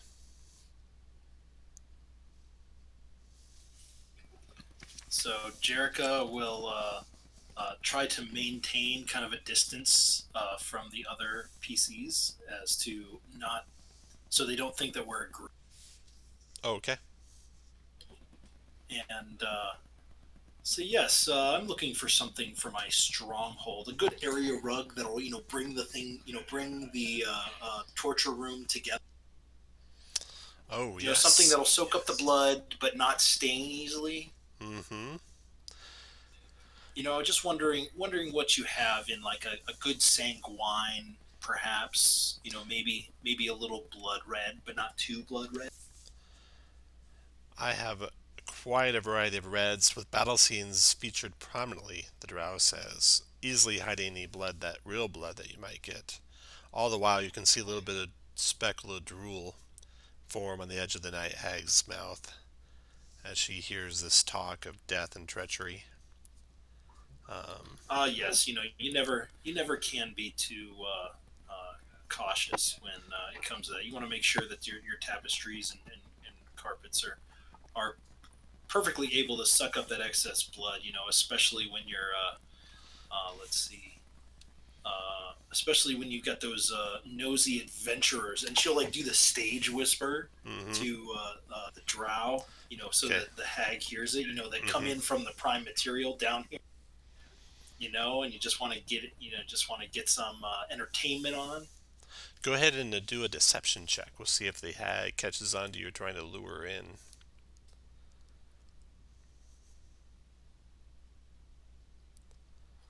And my actor feat may or may not apply. Your choice. Hopefully it does. You are good. Okay, I am Galabraga. The hag introduces herself. You know of outsiders? Oh yeah, a team just came in with that Phi Chen guy. She looks over your shoulder, and Phi Chen's just entered the tent. Shh, she says. Let's go over here. Yeah, we should maybe here. She lifts up the back flap of the tent and says, maybe we should get away from listening ears. She ducks under the tent and starts walking away. Come, my pretty, come. So you guys see the hag luring away Jerica. You guys can kind of try and follow, or what do you want to do, Glory and friends?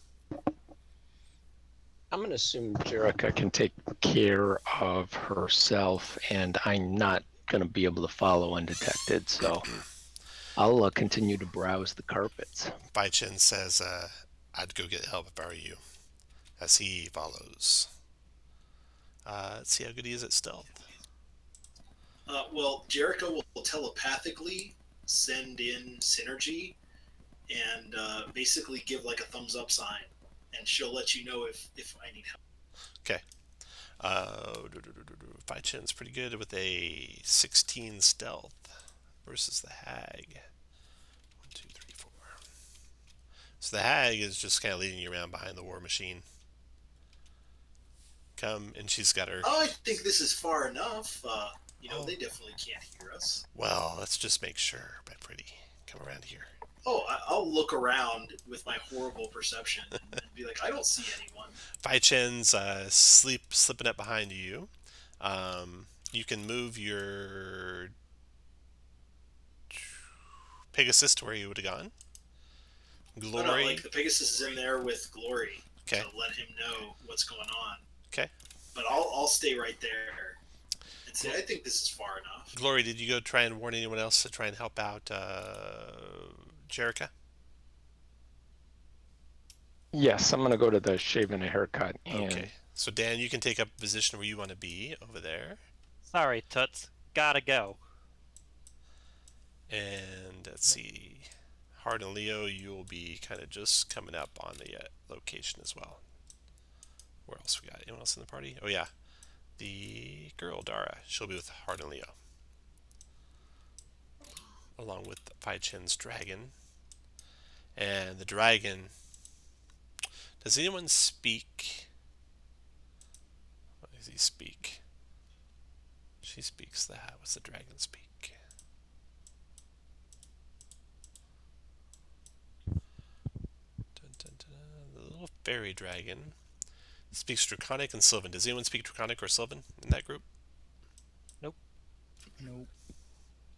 Alright, well, it's pointing the way, and so you guys get some sense of urgency that you need to follow quickly. So you guys get at least that far. So everyone set you guys up where you want to be. There.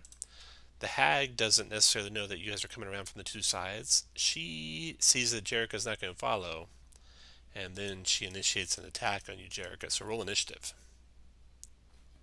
What? Little old me? Oh crap, hags have true sight, don't they? Bum bum bum bum ba da ba da ba da. This is a sad bunch of initiatives. Tell Leo weighed in.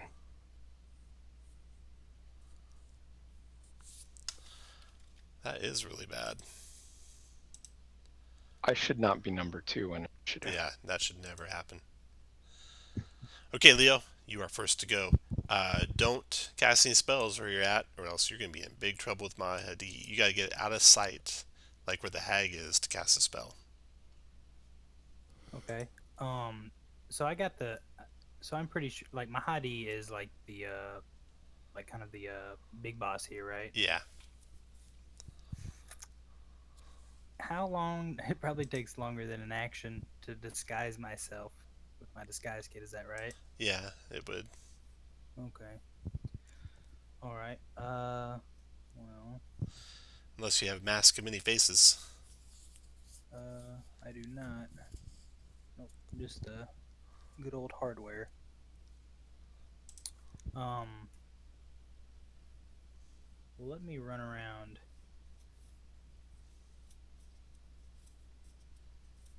here. Can I see the hag there? Yeah. Mm-hmm. And do I see like any people from the outpost? No. Okay. What does the hag look like again? Don't know if I get a picture of her. Here we go. Like that. Go. Yeah, pretty nice and pretty. Looks like Glory's last girlfriend. Let me try a phantasmal force.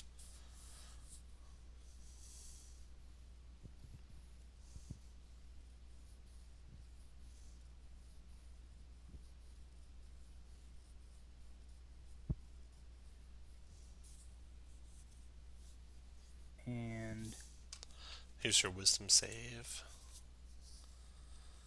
Looks could like I she got make it like maybe like Mahadi and some of his bodyguards are like behind her, or coming up on her or something? Uh-huh, yeah. Yes, indeed. All right. So, and she failed her saving throw, so she thinks that that is real, and she is going to plane shift. You want to counterspell that, Jerica, or let her go? No. Okay. She disappears out of there with just a cackle at the end. I'll get you, my sweetie, she says at the end. So, are you going to go back to the carpet place? Well, the drow really didn't seem to be very interested in my story. He actually never really got a chance to talk to you. Okay, then yeah, sure. Plus I still need to get that carpet for that torture chamber. Yeah. So yeah, he sets you up with the best carpets he's got.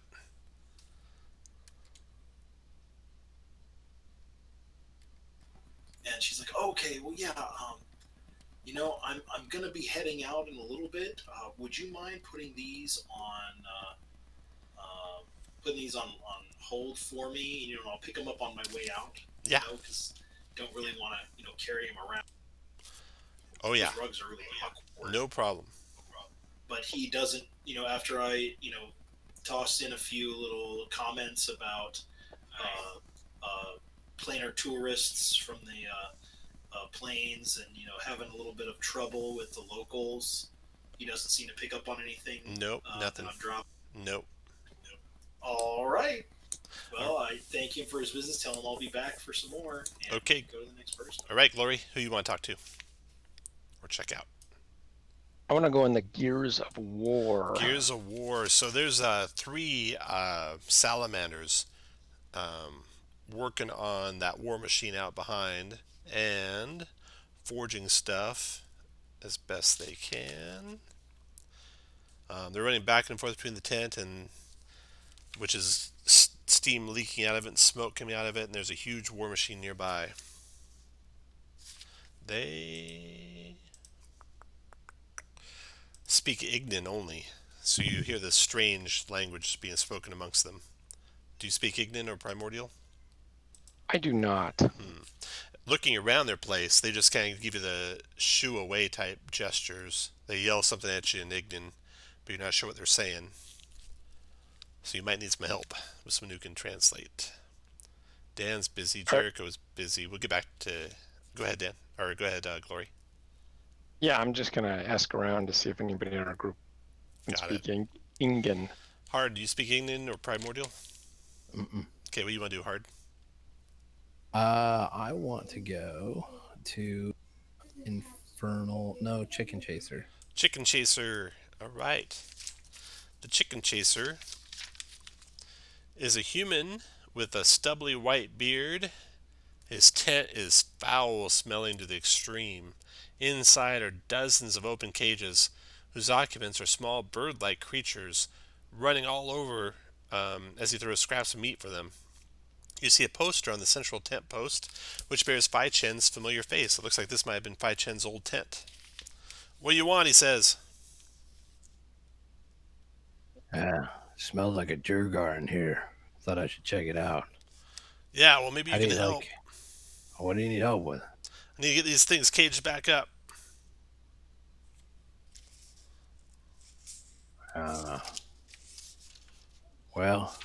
What's in it for me? I don't know. And he starts running around chasing chickens. We'll talk about it later. Let's see if we can catch some of these things. Okay. You go in there and try and get the swarm chickens all corralled when they start making the ear-splitting squawks and attacking and biting and pecking at you. Let's see, +8 to hit. The Chicken Chaser. But you just shoo him away. He says, no, get out of here. I got it. I'm invested now. Besides, I got to get this place cleaned up for Phi. He's coming back, you hear? Old Joe and you keep trying to get the chickens. There's no way for you to corral them, you don't think. You're just going to be inflicting or exposing yourself to more attacks from my chickens. He says, get out of the tent. Just stand over there, he says. What do you want? All right. Listen, what do you know about these Infernal Rider attacks? I don't know. Nothing really. It seems like you're one of the newest occupants of this place, aren't you? Uh-huh.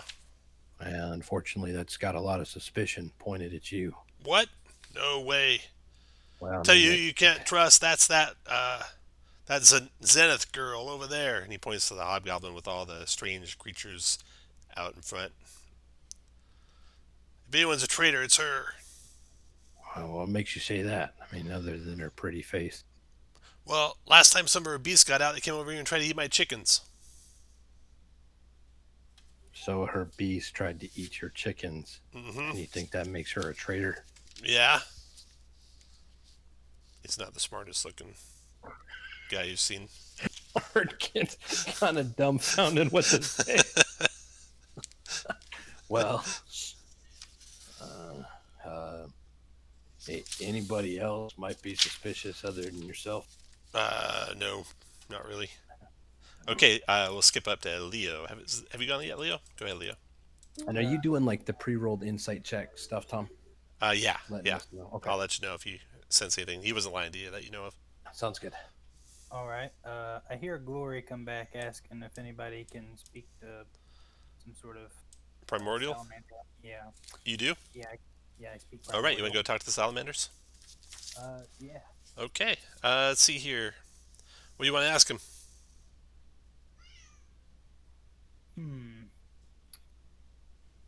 I want to ask them. I want to start with asking them about what exactly their shop or tent here is in service. We fixed the war wagons. We keep them running right.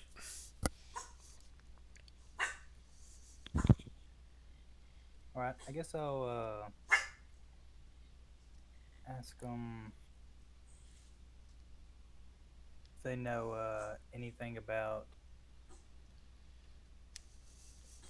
the Duragars rides, how similar they are to these war wagons. Oh yeah, they launched into a big dissertation about the war wagon. You know, how much horsepower they got, how much torque they got, what kind of rims they got on them, all that stuff.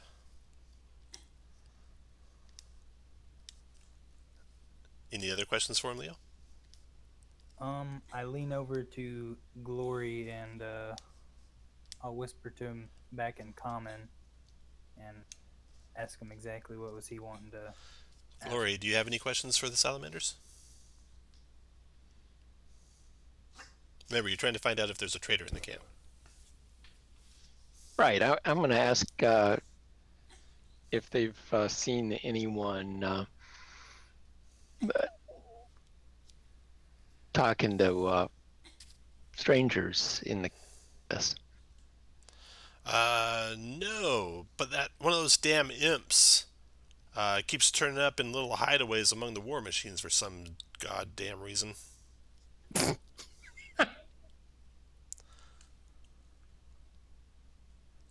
The imps, as far as you can tell, are at the business center. They come and go from there. They must be like messengers, you think. And that's all the information the salamanders got for you. So let's go back up to Dan. Dan, you were first. What do you want to do, Dan?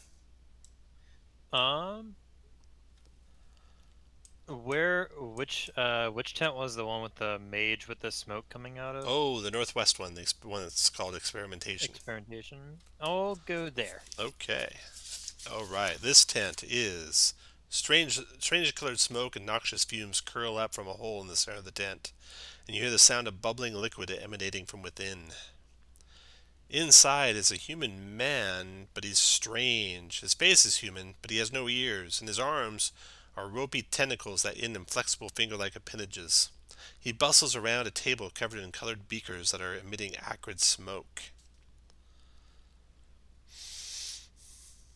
Well, I would shake your hand, but it seems, I'm just gonna say hello instead. He looks at you quizzically and points to his missing ears. Ah.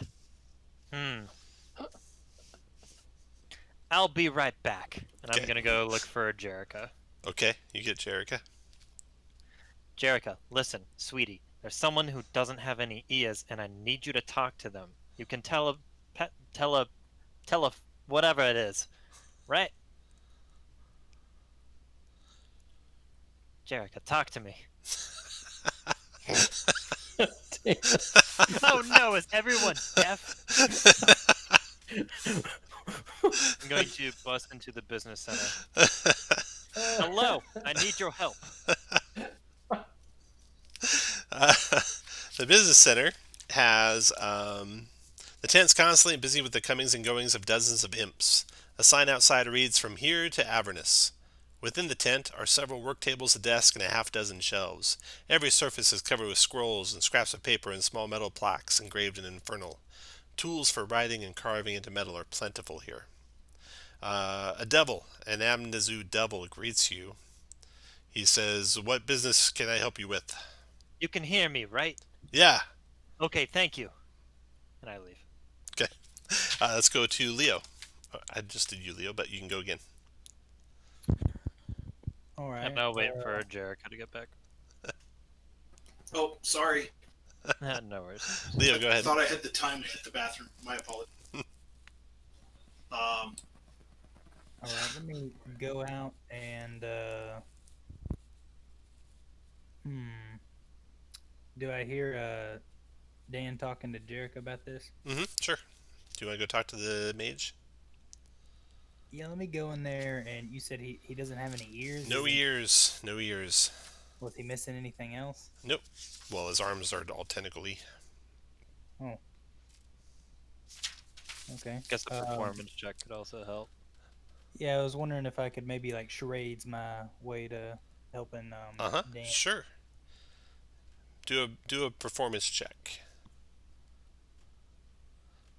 All right. See how good your charades are.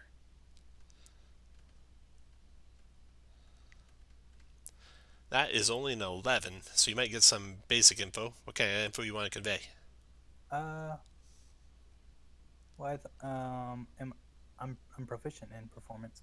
Yep, I see you got an 11, right? 8 plus 3, 11. Oh, I see. Yeah, Yep. okay. Messed up.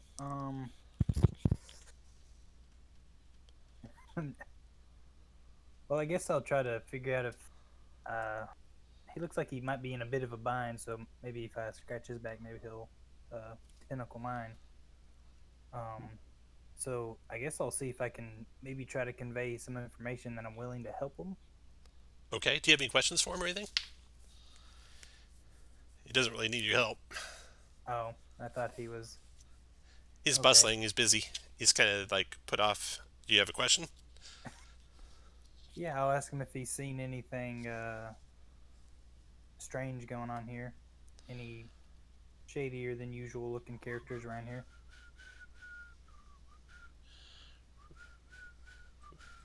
Well, everyone's kind of shady looking. Anything in particular?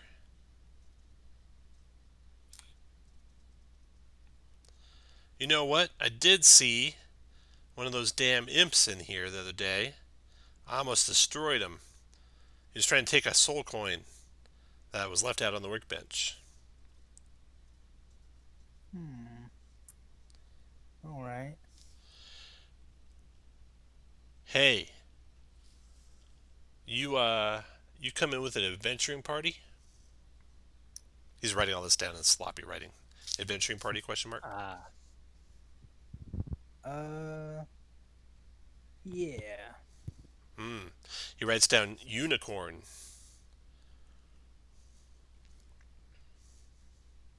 We didn't have a unicorn with us though. No, and he writes, I can tell you where unicorn is. Oh, That's pretty good. please do. First, and he holds up a bucket of what you're 100% sure is demon ichor. And Okay. he writes down, bring one more of these. So he wants you to Alright. bring him a bucket of demon ichor, and he'll tell you where that unicorn is. All right. I'll grab an empty bucket from him. Okay. Okay, then we'll go to Glory. Who do you want to talk to, Glory? It's time to go to the business center and All see right. if we can do something about these imps. Yeah, the imps are running rampant through that business center. You got Vet Allah, who is the Amazu devil, the right hand of Mahadi. He has imps flittering about him, and he says, what? Oh, and there's also, in the back corner, you hear a clang and clatter, and you look over there, and sheepishly peering around the corner at you is a mono drone. He yells at, 1 or 2, pick that up!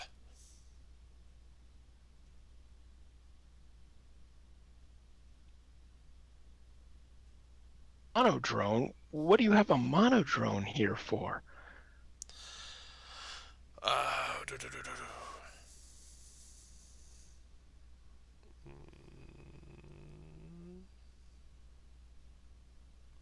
Well, I found him, and I thought he'd be useful, but mostly he just knocks stuff over. And the other thing is,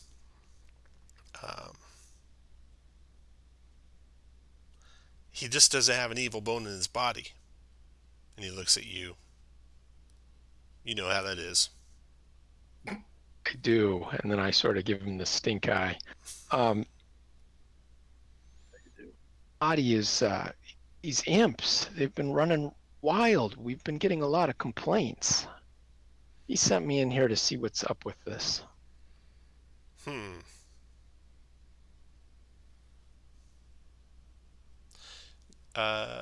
Make an insight check for me.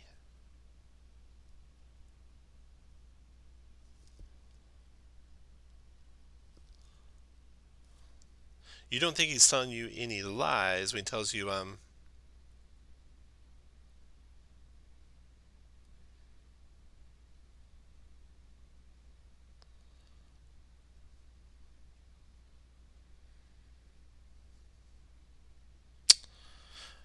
you know, the only person I'd be suspicious of is that hobgoblin, Zenith.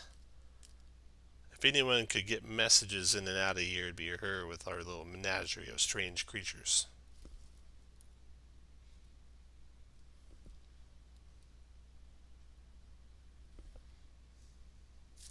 What kind of creatures does she have? She's got all sorts of different kinds. You saw all sorts of let's see, what does she have?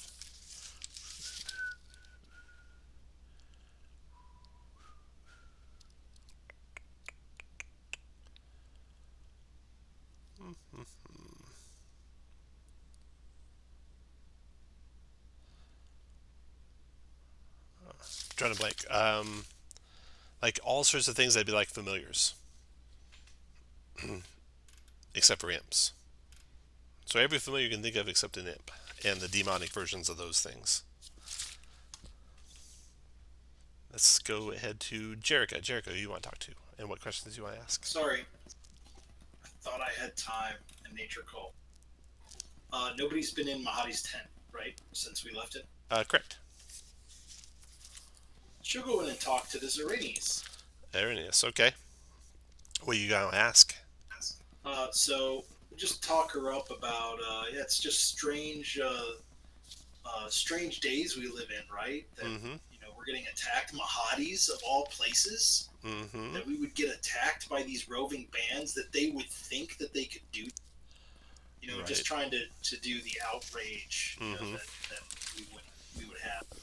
Yeah. Trying to get her to slip up and see how she responds. Make an insight check. Oh yeah, this would be great. She seems to have the steely resolve of an Avernus, a general in the Devil's forces, and doesn't think too highly of your whole band of adventurers, your motley crew. Well, she doesn't know does she? Oh, your Avernus form? Are you Yes. in Avernus form? She would know all the Avernus's. That might be dangerous. Oh, you want to do that? You sure? I would transform into a different type of female demon or devil. Okay. Let's see. What's a higher up one? I don't know. Rob doesn't know. Jericho would probably know. She spent some time in hell. She just points to the right-hand devil, Fedalah, the Amnazu devil. She says, I don't trust him or his imps. Ah, yes. Those imps always skirting around places. All right, then we'll go to hard. So you've heard that imp tried to steal some stuff from the transmuter guy. Right. And an imp was hiding around all the machinery of the war machine from the salamanders. And then this Avernus doesn't like the whole right-hand man guy, but that's probably just normal infighting. So yeah, we've had two people point fingers at the hobgoblin chick, and two people complain about imps, but no one's been to statuesque yet. Nope, right? That's right. Statuesque, this large, but you want to go inside? Yeah. This large but low-ceiling tent contains a small forest of statues. They are all creatures, mostly humanoid, and some bear inscriptions and memorials carved into the stone of their incredibly lifelike forms. That's not disturbing. There's a beautiful woman there tending her collection of extremely lifelike statues. What can I do for you, she says. I think there are some fantastic statues you have. Are they for decoration? Yeah, they are. Are you looking for one? No, not really. Okay. Not unless one of them is ratting out the caravan here to, what are they? Hell Riders, Bicycle Friends, whatever they are. The demons on the machines that are harassing people as they come and go from the caravan. Yeah, that's bad news. You know anything else about that other than it being bad news? The only people I ever see leave this place is I've seen Eliak go beyond the boundaries of the machines. Eliak. She points to this tent just to the north of her, where Leo's at right now. Oh, the experimentator or whatever. Yeah. Would anyone have a reason to see this place attacked? Has anyone got a grudge? I don't know. I can't think of any grudges.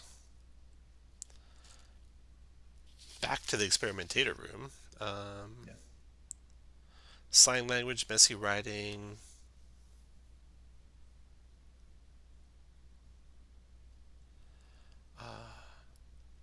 tells you, Leo, the only people that leave this place are Fedela's imps, departing to carry messages or goods across Avernus.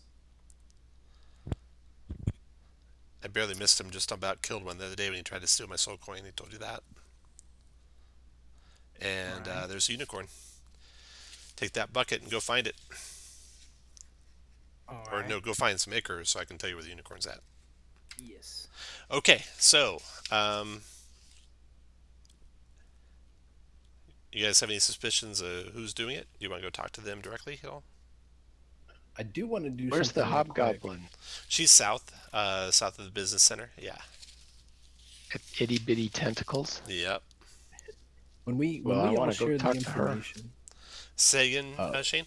I was just gonna say before we do that, when we all get together and share information, I want to go and offer to buy that Modron from the guy in the Oh, business. yeah, center. 1 or 2. Nice. That's Modron's name. 1 or 2. One or two. Yeah, Yep. I'd like to go offer to buy him. Okay. He's got no place here. He's obviously useless. Yeah. All he does is carry out commands with complete emotionlessness.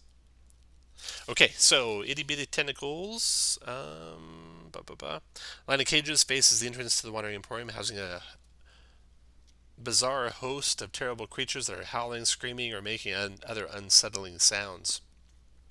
There's portable stables for beasts of burden, containing a number of creatures for guest transportation needs. Zeneth is a huge muscled hobgoblin with burns and scars and tattoos everywhere.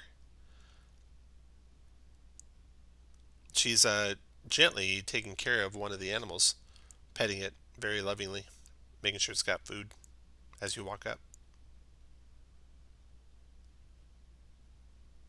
The creature that You she's ever- petting is the ugliest thing you've ever seen, and it's got like spikes on its tail part that if it were to poke you, could kill you instantly. But she's lovingly petting it.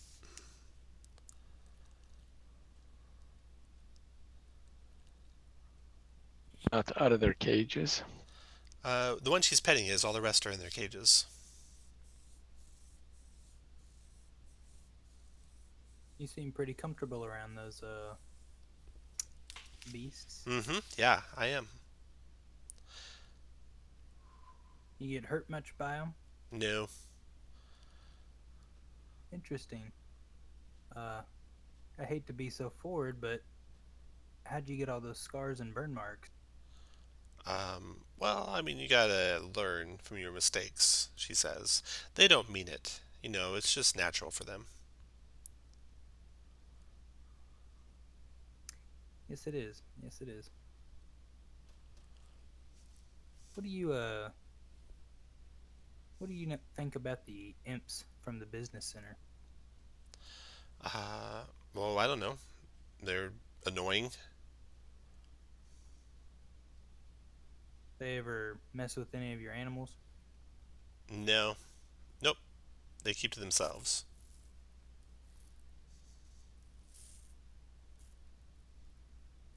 What kind of animals or beasts, creatures are in these cages? She gives you the tour, and there's just all sorts of a motley assortment of deadly and horrible and ugly creatures, which she seems to lovingly take care of all of them.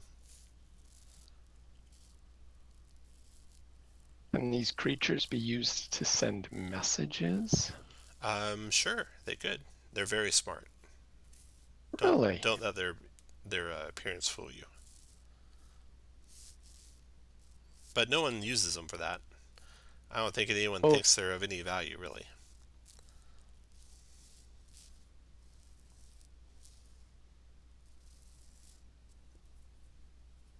And I assume that seems like up and up to me. Uh-huh. Yeah, it does seem on the up and up. Okay. Other folks seem to think that you've been sending them out of the camp, or No, I don't send them out of the camp. The only things I've seen going in and out of the camp are those salamanders. They're always heading out into the wastes. They're always asking Mahadi for more resources for their engineering projects, too. Resources that should be spent here caring for the people in the Emporium.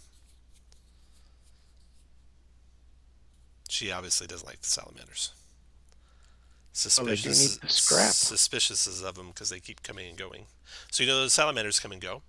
You know the imps come and go. You know Eliok has been seen coming and going. Eliok wants you to get some demon ichor for him to bring it back so he can, and he'll in trade tell you where a unicorn is at, which I'm Do sure we perked Jericho's ears when know she heard where it. we know where we might find a demon laid to waste? Demon ichor? You can ask Yeah. around everyone. You want to ask everyone that you've talked to the Yeah, same let's- question about demon ichor? Yeah. See if you can find let's any. start off with Mahadi first, and then ask the others. Okay. Mahadi doesn't know. Dan knows that after demons die, that they drop some ichor. Right. And Leo. Dun, dun, dun. Okay. So if you could follow some demons out of the camp, and there's demons that come and go here, you could get it that way. Also, Could we get were those demons that we attacked on the motorized? those are vehicle? devils, unfortunately. Yeah. Okay, devils. Those. Let's see here. Large bucket of demon ichor.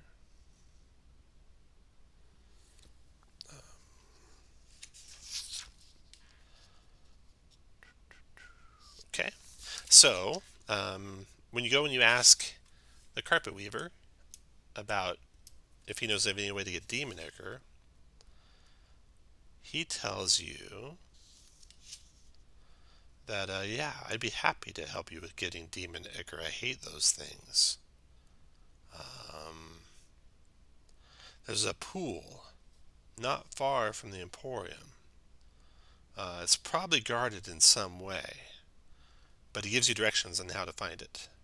Cool. And based on the directions, you should be within a day's travel of the Grove. You know you need to get back with who is doing this within 12 hours, right? So it's I'm sorry. too far no, away. No, it's not within. It's only an hour's away.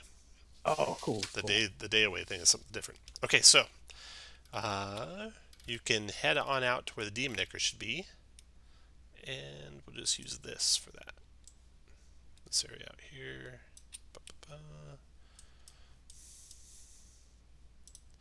There's a ridge line and kind of a recessed area. Polygon map.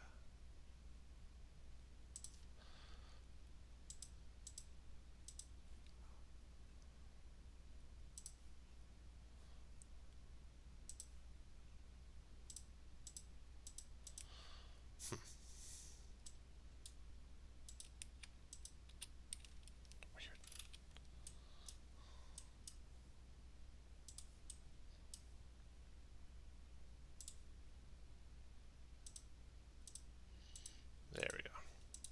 Okay, if you go just to the south east of the camp, I'm drawing a ravine that you guys find.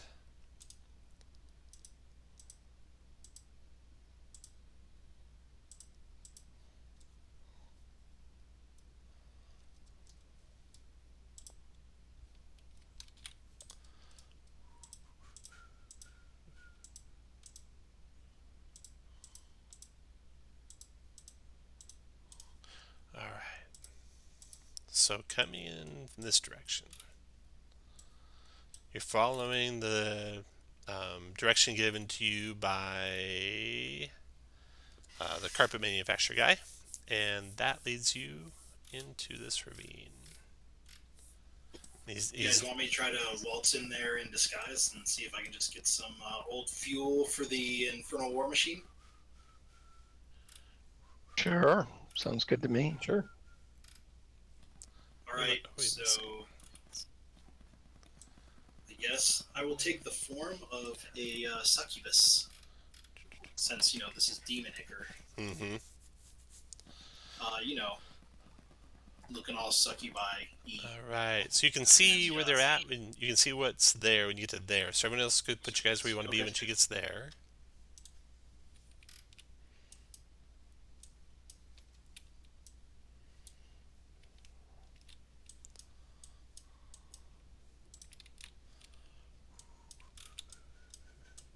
And is the red lines that you said was a crevice? It's a ravine, yeah. You're in a ravine. Alright, so there's a pool of demon ichor in here.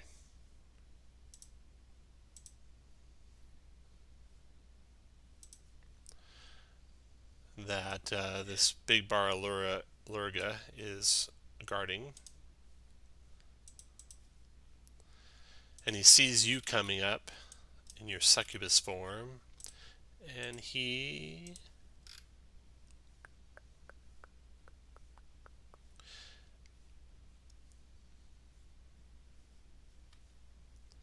communicates with you in Abyssal, Jerica. Ooh. He says, "What are you doing here?" And Jerica unfortunately does not speak Abyssal. Hard's gonna tell you what it said. She will switch to the common tongue and say, "Oh, sweetheart, I'm just here to pick up a bucket of demon ichor for the old infernal war machine. We just had a problem. Ran out of some fuel. A few miles. So just be a dear, and would you give me a bucket full?" He seems confused that you're not speaking Abyssal to him. "Oh, I'm just in character, honey. I'm going to spend some time. I've spent way too much time on the Prime. It's like stealing souls and whatnot." He's like scratching his head. I'll step up and translate. See, this is one of them that I've gotten and used my wilish abilities to control. Go ahead and put your rescue guys where you want to be when those two get up to there. When those two get attacked. No, you're going to make a persuasion check with disadvantage. Go ahead, Jerica. Make a persuasion check with disadvantage. So straight, since I'm trying to pretend to be a succubi. You can use your inspiration to make it straight. Well, because of actor. Would you give me okay. Let's see what his actors say. Maybe, but you guys are pretty far away from being convincing with not being able to speak Abyssal. Let's see.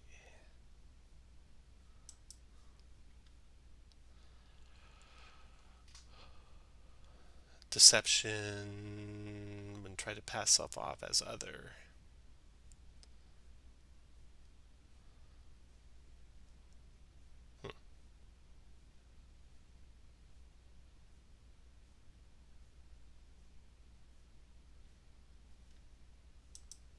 Even if you were a succubus, you'd have to be persuading him, though. There's no reason to think you have any reason to get that ichor. All right. So we're going to make a persuasion check. Yeah, I'll spend the inspiration. Go straight.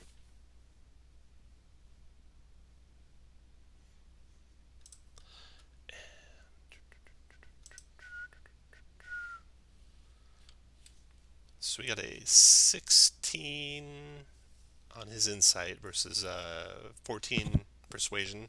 Would I be able to cutting words his check on that? You have to say it before he makes the roll. Oh, okay. It's and I don't know. Can you do a check? Maybe you can. Yeah, you can do it on check. Yeah. Yeah. Because you can do initiatives. Ah, nice. Okay, and you hear a buzzing, droning sound coming over the top of the hill, too, at the same time. And yeah, I mean, if you're cutting words, you have to do it before you know if he succeeds or not, unfortunately. And you knew he was about to make a check, so you should have said it before I said it. Before I rolled it. So roll initiative, everyone.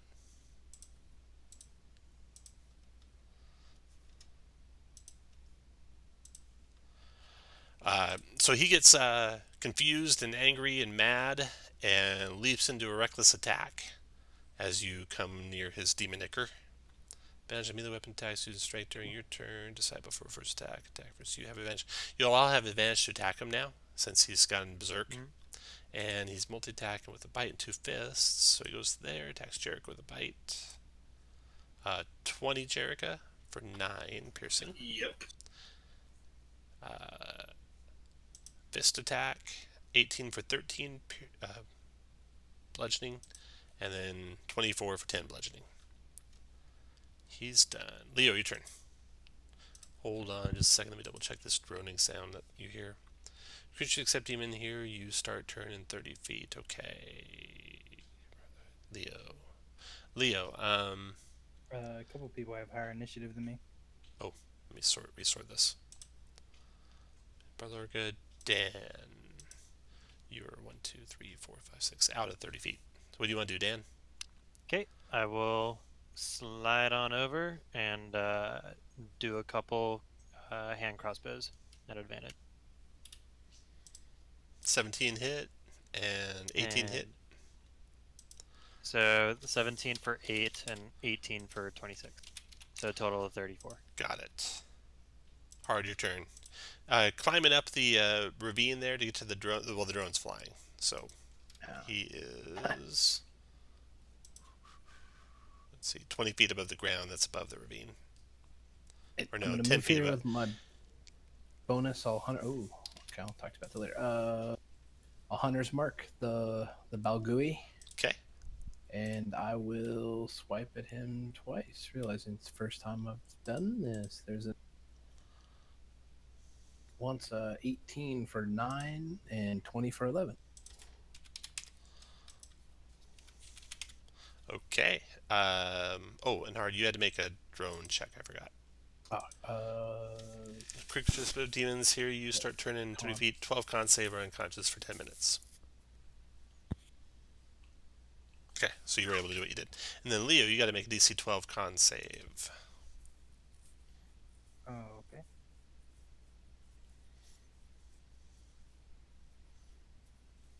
Oh no. So you're unconscious. The droning gets overwhelming for you and puts you to sleep. And then no. Next is... And that's unconscious. Is that a sleep that we think we could shake him awake from? Well, I guess we. Well, you could try. Jerica. Yeah. 99. Jerica goes to sleep. Oh shit. And let's see. Dragon's out of it. At that point, does it happen when it's only start or when you fly into? When you start, or no, just when you start. All right. Well then, that'll set off synergy to go over and try to make that thing stop. Okay. So she'll fart on the Casme. Okay.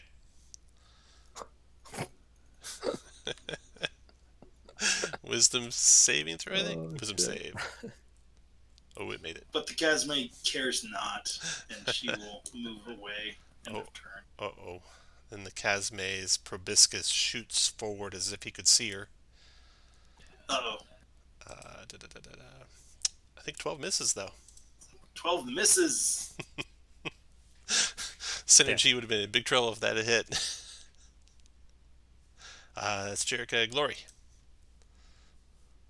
You are within 30 feet, so make a con save DC 12. Okay. And you're sleeping. And then the Chasme's turn. Okay.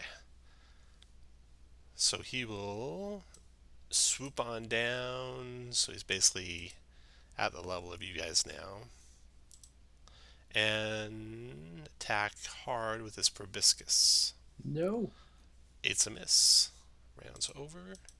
Barlgura's turn. He's going to go on hard, recklessly, multi-attacking, bite, fist. 24 for 13 hard. Yeah, that's gonna hit. And crit for 17. Crit.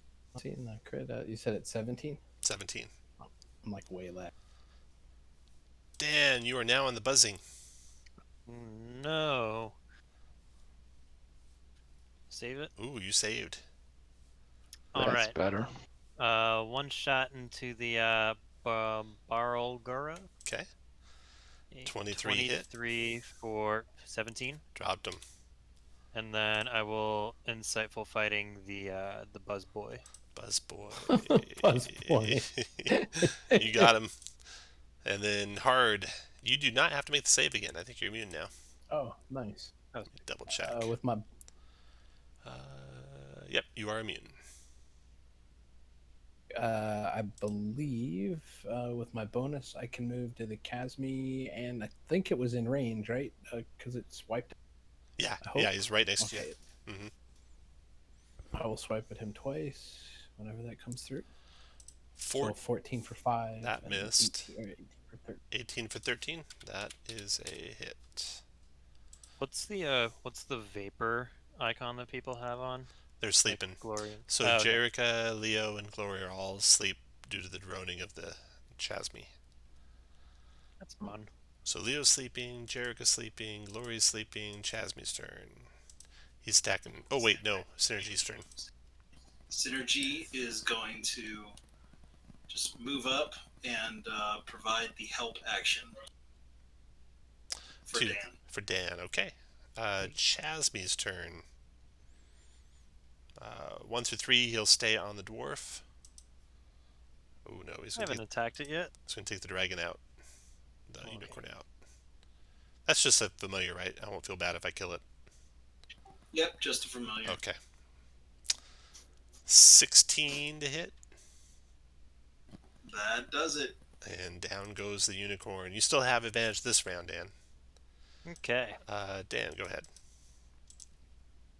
I'll try my luck and take a shot at it. A 13. 13 missed. And then I will bonus action, reload, and fire. That a hits. 26 for 21. 21. Got it. Okay, Hard, your turn. Just 2 swipe. That hit 19 for 16. 16. Okay, then sleepy time for everyone, and then Chasmi's turn. Attacking the dwarf. 23 for 18 piercing and 22 necrotic. And hit point max reduced by necrotic taken.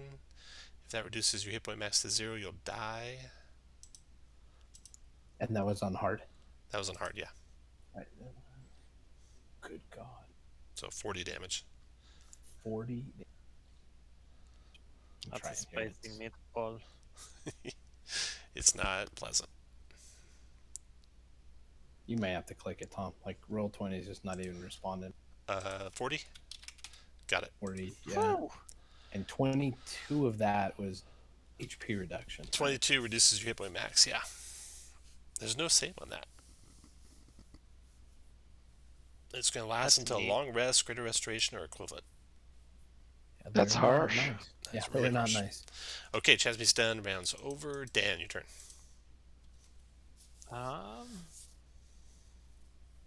Do I get the sense that I could wake my friends up?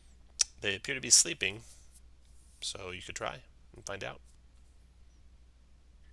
Yeah, I'll go over to Gloria and wake them up. How vigorously you're going to wake them up? Enough to do damage to them, or just shake them?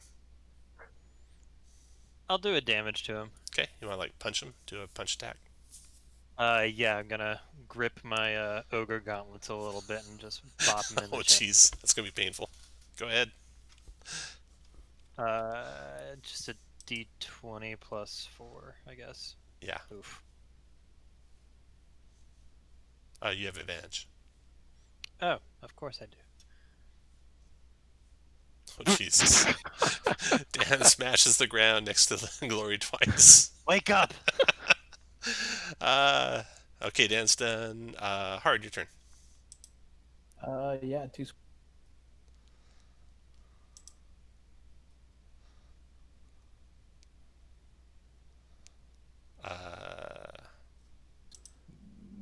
Definitely a miss and maybe a hit. 15's a hit for 8.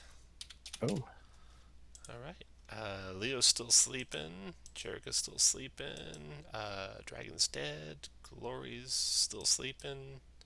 Chasmi's turn. Uh-oh. Here comes for hard. Oh, my goodness. Oh my God, look at that damage. Can you imagine a crit on that? Oh my God. My God. All right, that runs Holy over. shit. Dan, your turn.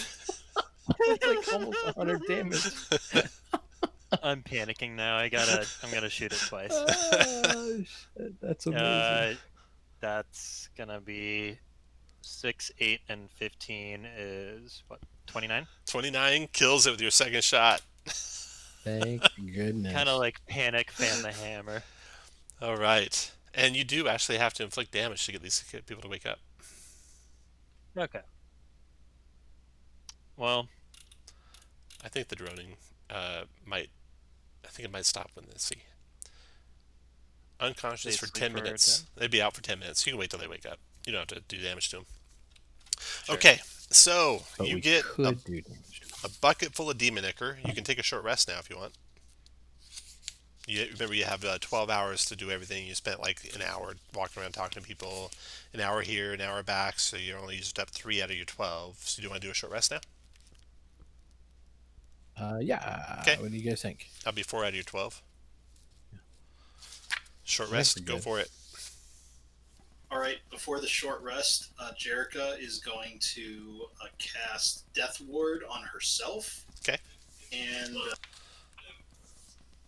let's see, who's another squishy? I mean, I'm squishy, but it's up to you. I have a free one, so here you go. Death Ward, provided by the unicorn.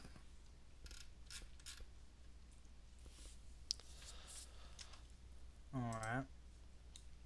You giving that to me, Leo? Sure. Yeah, so for the next 8 hours, the first time you drop to 0, you will instead drop to 1. Can you roll the there's a Song of Rest, right? Yeah, Song of Rest, Leo. 6 for Hey, everyone who roll. spends a hit die. And I'm down 22 until a long rest, right? Yeah, or a greater restoration. It's all good. Oh wait, he may have needed that Death Ward.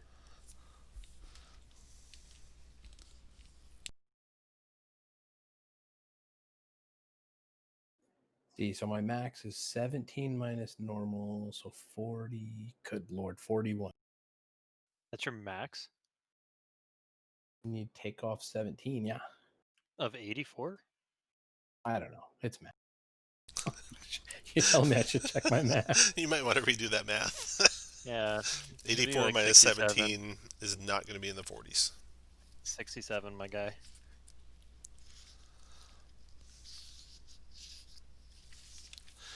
Okay, so you got the demon ichor.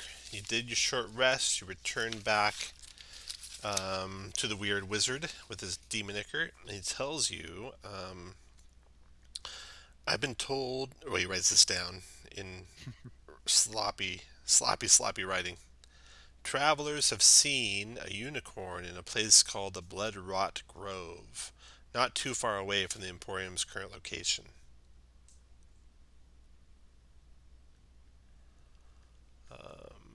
So you got that information. That was. Plus, he also gives you, in payment, 30 gold pieces for each of you for the large bucket of demon ichor. And then, okay, now you got to decide who is guilty of sharing information with the rusty razors. You got the salamanders come and go. You got those wizards you just helped come and go. He claims he comes and goes to get demon ichor when you ask him, and none of you suspect him of lying. And then you got the I imps. think it's the hag. You got the imps that come and go, and of course the hag went at least one time.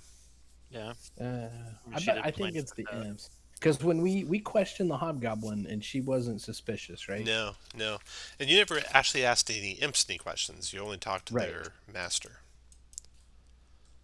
And the salamanders claim they've seen an imp hiding away in the battle machines, and Eliak almost killed an imp who's trying to steal the soul coin from him. I think we should blame the imps. I don't know. And Shaven They're- Haircut only told me to go check out Mahadi and the experimentation guy, Yeah, right? yep. And they're infernal, right? Imps, so it's clearly Imps are infernal, yeah. But you need some Well, evidence. let's You go- can't just randomly accuse people. So do you want to go talk to the imps? Yeah. Oh, Let's yeah. go Let's talk go. to Oh, the sorry. imps. I didn't Okay. think we saw an opportunity. I Okay. thought it was time to point fingers. Yeah. Let's talk. All right, to the imps you go. So I will take the form of the Areni. That's who I'll do. I'll do the Arenis that I saw earlier, and I'll be away from the tent. Okay. Okay. I will corner one of the imps, and I will tell it that I needed to take a message to the Rusty Razors. Okay. Roll a d6 for me. You want to roll high. Okay. The imp says, okay. And then it leaves, and you can see it fly in a circuitous route towards Mahadi's tent. As if it's going to tell on you. I will transform out of that form. Okay.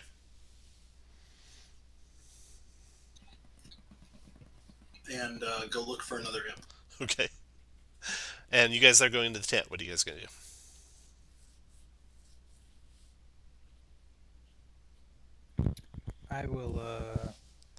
I'll assist Jericho.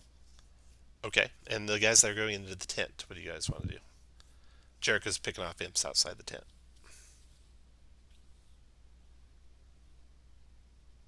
I'm gonna ask the imps to tell me what they're doing outside of town. Okay. Make an insight check with advantage.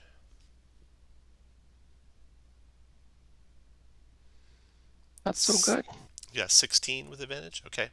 Yeah, I guess so. One of the imps tells you that, well, we carry messages back and forth. Another one of the imps backs away sheepishly and gets to the tent and tries to make a run for it. What are you going to do, Glory?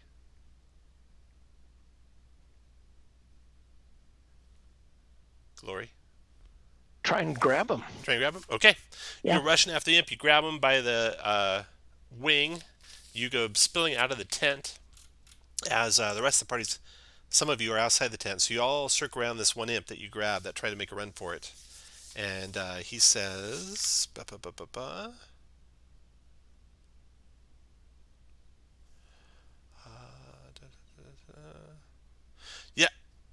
Yeah. I was just taking stuff to the Rusty Razors, because they were paying me in soul coins for things. I can give you my stash of soul coins if you let me go. You can all make now an we're insight. supposed to. You can make an insight Yeah. check if you think he might be lying. Go ahead. Everyone I can don't make an think insight he's check. lying. Oh yeah, but- you think he's lying actually. You think Oh. he's using the stash of soul coins as a way to get away. So you're holding on to him tight still. With your 20 insight check. So you got this imp who's confessed and then tried to trick you into letting him go. So you want to take him to Mahadi? That is what we want to do. All right. Mahadi quickly pronounces judgment on the imp, but you can tell Mahadi is furious about something else when you get there. He says,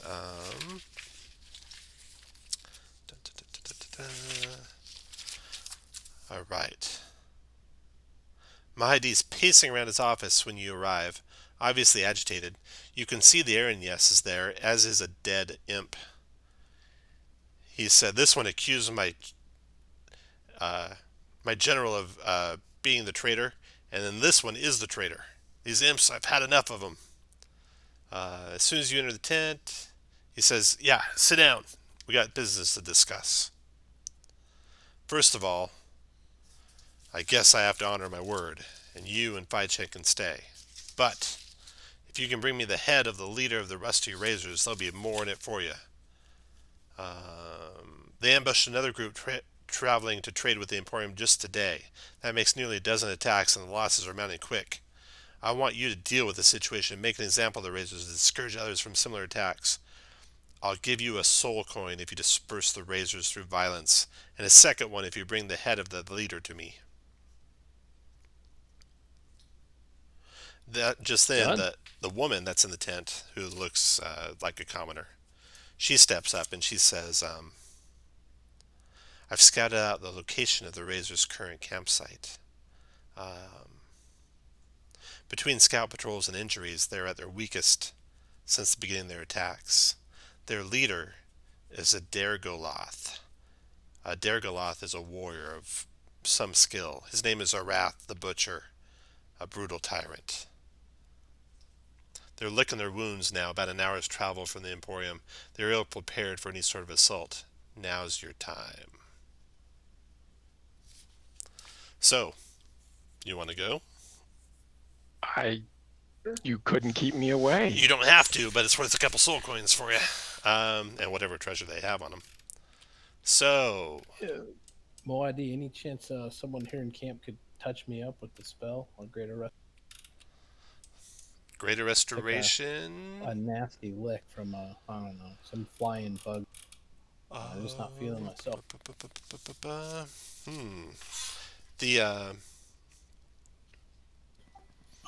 I'm afraid there's no one here with the skill to cast the Greater Restoration. I'm sorry. I think Mahadi could for 3 charges from a soul coin.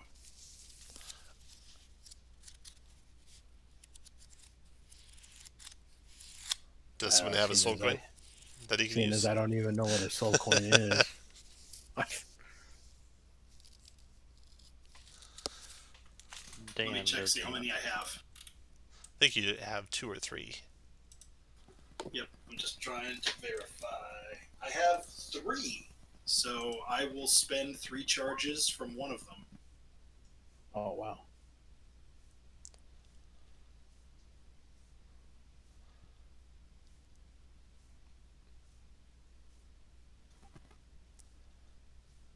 Are you sure that does that? I don't see that in the description of it anywhere. In the ALCC, Mahadi, I looked it up because I was trying to see if somebody could cast tongues on me, Uh-huh. but the AL DMG does not have tongues as part of the spell casting. But under Mahadi's, this is on the ALCC 9.02, page 60. Mahadi will do free spellcasting service from AL DMG, which Greater Restoration is on there for 450. That's 1,000 gold points, gold pieces or less. Got it. And it takes all 3 charges of your soul coin for that? It takes all 3 charges. Okay. Do you want to take that hard, or you want to let him keep his soul coin? So does the soul coin go away, or? Yeah. They only have 3 charges. Yeah, when we get one back, you can give me that one in payment. Except it's not his to give. It go to the whole Yeah, party. it'd be Unless the- he happened to it'd get be it, the actually. party. Yeah. You can gladly pay me tomorrow for a hamburger today. Do you want it hard or no? Sure. Yeah, Okay. if he's willing, I'll take it. All right. You got Greater Restoration. Your hit points are back up. And you guys can head out to the Rusty Razors. Thank you. Sounds good. Let's go. Okay. So Rusty Razors it is. Moving you out.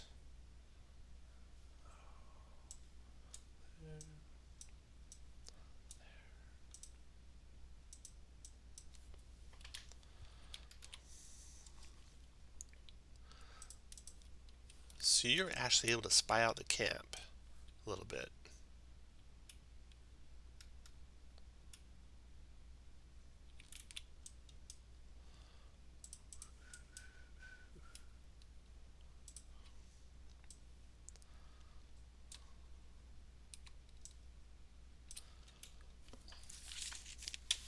So I have you guys down here.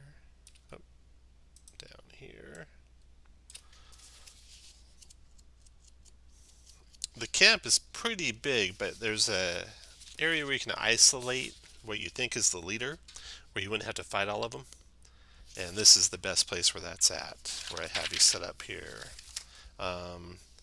They have pulled their collection of worn and half-functional war machines into a semicircle facing a rocky outcropping. So the edge of the map is that rocky outcropping. There's a campfire burning in the center of the camp. Near the campfire is the Dragloth, which looks like this. an insectoid-like thing with 3 legs and 5 arms. Next to him is a And Duergar. only a smile a mother can love. Yeah, you could get synergy back. Excellent. I'll mark off the. There's a Duergar there. There's various spaces, bearded devils. Oops, they look like that. And then there's a strange kind of bus-like war machine with the back doors open facing you guys. And you can see in there horrendous, deformed creatures. 3 of them. Chained up inside that bus-like war machine.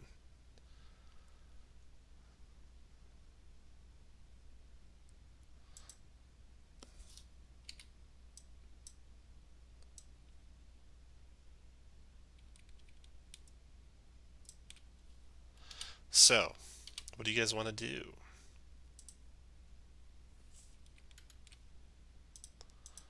You could Tell you probably... what we're not going to do is I'm not going to try to impersonate someone.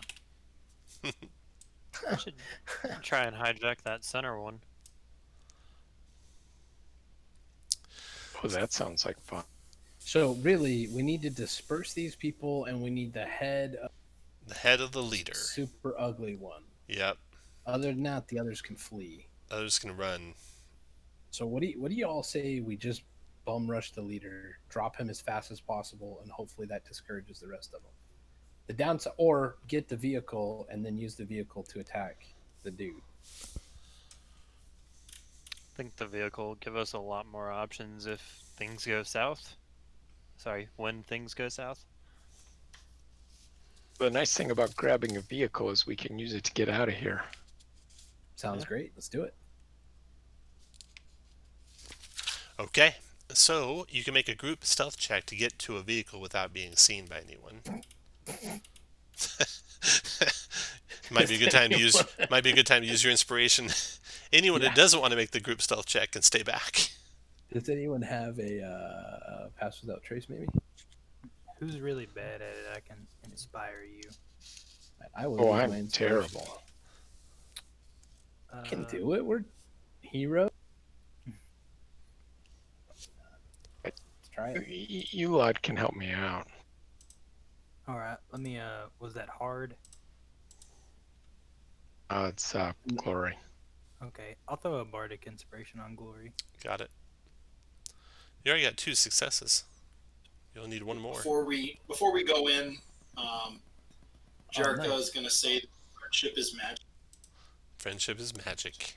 Friendship is magic. Get ready for some hit points, guys. Temporary, that is. Tempies are the best kind of HP. Tempi are awesome. 16 of them. Jesus. Jeez. That's a big fat wad of hit points. That is a lot of hit points all at once.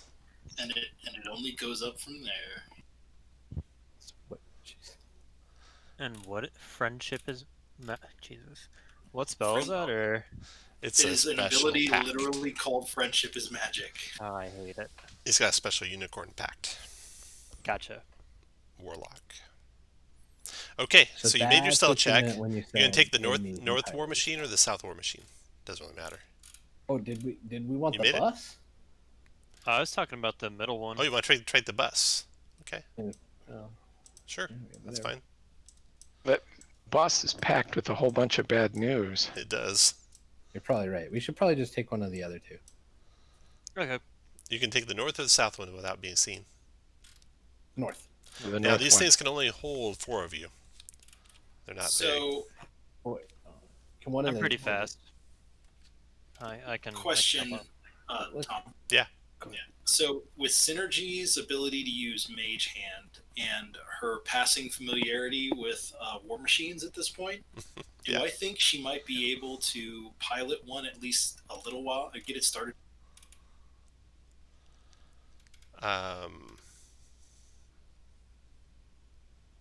Maybe. She could try. All right. And then I will offer you guys this. I will send Synergy invisibly to the far one and see if she can get it started up, and then she will just come around and hopefully that'll get at least one other group leaving on a war machine to chase it down. Pretty good. Okay. Do you guys want to go and put you guys where you want to be when you launch your attack? This war machine will be taken off uh, with the unicorn on it to draw away some of your enemies. Let me draw away this dwarf running after that war machine. Anyone want to pilot this one to the north? Yes. Right. And then you can carry 3 more of you in there. I'll stay on the ground. Okay. Put you guys where you want to be when... Come on, Glory, let's go. I imagine everything will go to attack mode as soon as Unicorn starts driving the other one away. So then once that's good, roll initiative. And you'll have one less dwarf to worry about.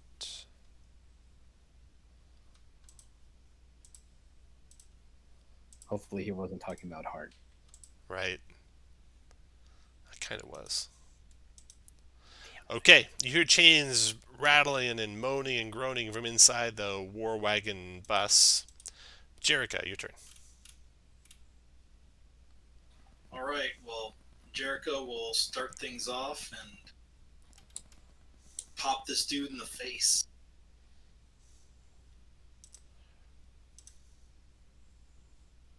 I don't know why I grabbed my character. 2 hits, 15 damage. Okay, more chains rattling. Synergy keeps driving. Then this bearded devil, 1, 2, 3, 4, 5, 6, 1, 2, 3, 4, unlashes the chains of one of them. Then hard. Your turn, hard. Cool, let's drive. You can move that thing 12 squares. Do I think I can use it to ram the ugly? You can yeah, definitely try. Yeah. So I'm just gonna move me and hit like with Okay. Yeah, make an attack roll. Roll d20. We'll see how you do. All right, cool. Probably be around +5 to hit. Did that hit? You go a little wide on the first attack. Well, if I miss, I'm just gonna get in there and then jump off. Just try to run him over with it, and then just jump off next to him. So you end up with that there, and you guys can jump out right there. Glory, did you not get in the car, bro? Anything else hard? Was that my action? Yeah. All right. If I can, when I jump off, just get next to him so he can't move without provoking. And Smart. Bonus action, I'll put Hunter's Mark on it. Okay, and you can have inspiration for protecting your friends by being selfless. All right, its turn. It's going to move up to walk speed in straight line, target each creature in 5 feet during its move.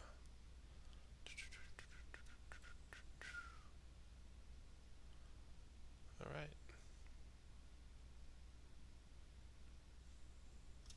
Or multi-attack with claws ×2. Or a 30-foot cone. Okay. This thing moves to here and then does a fierce. Womp. What was that? Nothing. Nothing.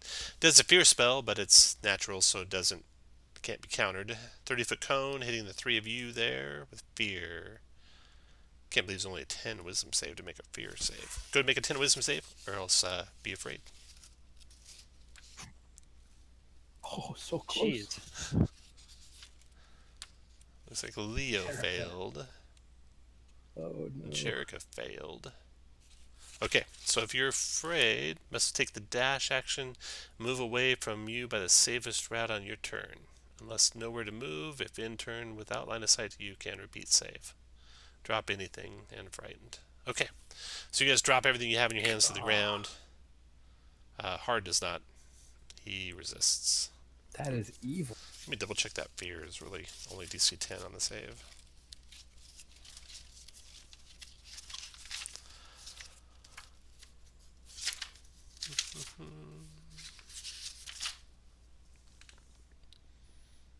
Innate spellcasting. Spell save DC 10. Yep. Okay. Alright. That thing is... Oh, and fear might be concentration. It is. So it's concentrating nice. on making you afraid. It's good news for us. Let's punch him in the face. That's good news for you. Okay. Dan, your turn.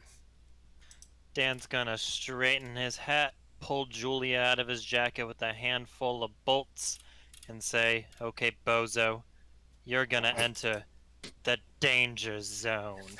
And insightfully fun. Which one? The main leader guy? Yeah. Deception check is a 4. I think you got him. A 22 for 27. Nice. Okay. And I didn't need it on that turn. I just, in case he runs away. Dan's down. Leo, your turn. So Leo... Concentration check? Oh, yeah. What damage you do? DC 27? 13. DC 13. Down it goes. Leo, what do you want to do? You have to pick up what you have in your hand. I mean, you have to pick up what you have in your hand. It's on the ground now. Right. All right.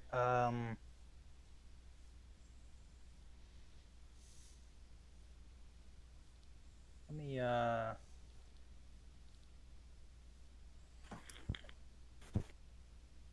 think I'll cast. Can I cast silence where it'll only hit him in case I think he tries to do some sort of... Yes, silence is a 20-foot radius, right? I believe so, yeah. Just put that where you want it.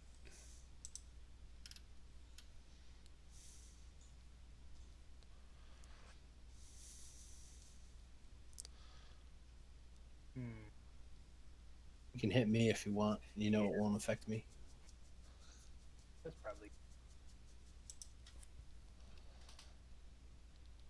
Anything else? I will... No, I'll stay there. That's it. Alright, is that concentration? Click that button and see if it's concentration. Yeah. It is. So put a lightning bolt on your guy. Glory, your turn.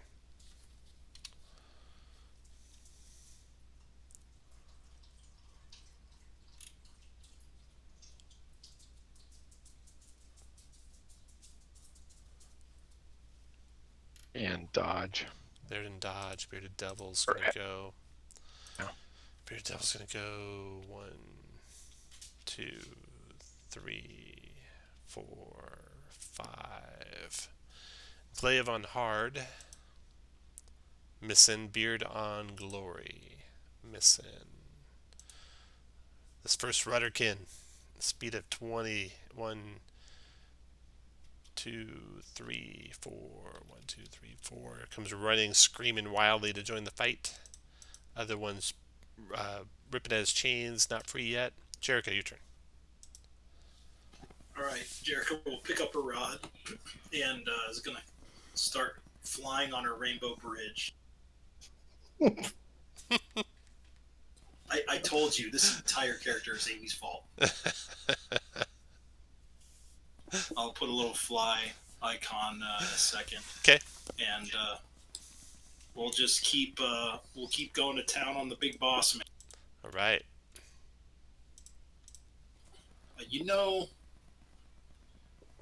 Actually, we will. You know what? Let's try it. I wish I had inspiration, but I'm gonna go for it, and I'm gonna try to make the rainbow connection. Make it what? I'm gonna cast a 4th level witch bolt. Oh, nice. Anybody want to toss me their inspiration just to make sure it hits? I don't know if we can do that. All right.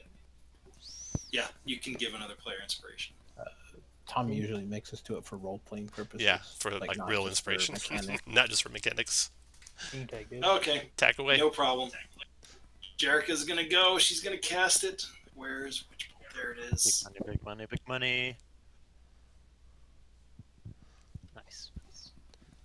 Oh my god, that damage sucks. Those are D12s. You get to roll one more because I only have it built up to 3rd level. So roll one more d12. 4, 5, 6, 7, 8, 9, plus 10, 11, 12. Oh my god, I can't even get half. 12 points of lightning damage, right? Yeah. All right, so resist that. It comes out in rainbow form. So it takes 6 damage. And you got lightning connecting to it. And then I'll be 30 feet up, kind of by it. All right. Right there. X-Redakin's trying to get out. Then the bearded devil frees him, and then he frees the other one with his other action. And then let's see. So it moves there, free interaction, action. 3, 4, 5, 6. There. Okay, he's done. They're both free now. Hard, your turn. Let's swipe at him. See if we can hit him. 15 for 9. 15 is a hit.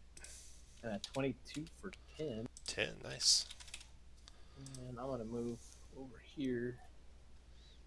And his turn.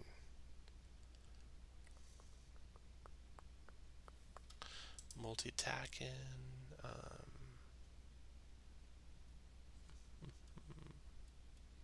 Does fear already. So he will claw attack on the hard. Claw attack on the hard. Both miss. Dan, your turn. First shot at the beetle boy. 9 will miss. Bonus attack. The 15 I recall hits. No, not with cover. No? Oh, okay. Big sad. Yeah, Leo, your turn. All right. Let me fire a bolt at Bug's Life, and after that, I'm gonna hop behind the thing. Maybe give me a little cover from any abilities. 14. That's a miss. Glory, your turn. Squash a bug. Circle around. Longsword attack. That looks like a big old miss.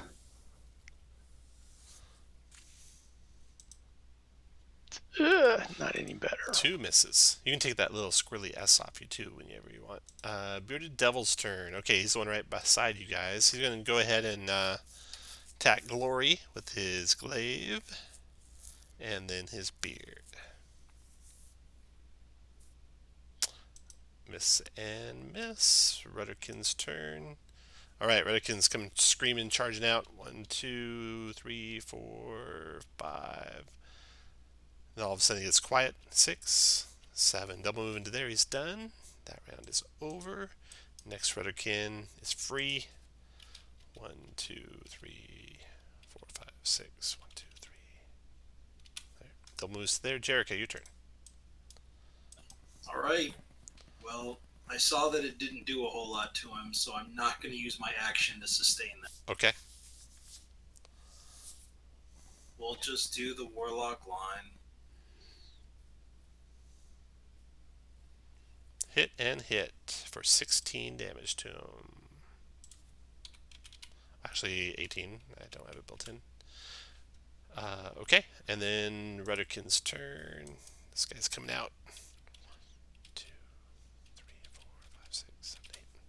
Running towards Dan. Bearded Devil's turn. 1, 2, 3, 4, 5, 6. 1, 2, 3, 4, 5. To there, and then Hard, your turn. 2 more attack. Big ugly. 19 for 11, and here comes a 23 for 10. Got it. Next to go is its turn. It's going to... What's this do? Move up to walk speed and straight line and target each creature in 5 feet during move. Blah, blah, blah. Save negates. 5. Okay, Glory and Hard. You guys are going to take 9 slashing, 14 dex save negates.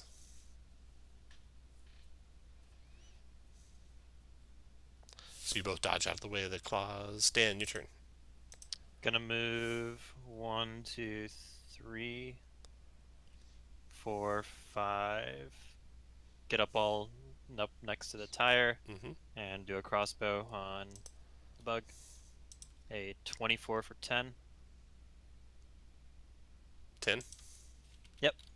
No sneak attack? Yes, some sneak attack for 30. 30 finishes him. Nice. All right. And then move there and shoot at the bearded devil. Bonus action. Okay. Another Looking 26 out for 10. towards the rest of the camp, Leo and Jericho, you see they're all fleeing now. The only ones left in the fight are the ones right by you. Basically, the crazy Rudderkin boys and the two bearded devils. And the bearded devils look like they're double thinking stuff, but the Rudderkins are just insane. You're probably going to have to kill them. Leo, your turn. All right.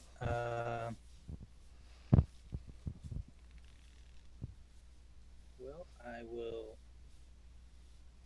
Guess I'll focus fire on the closest Rudderkin there. Okay. That hit for 9. Glory, your turn.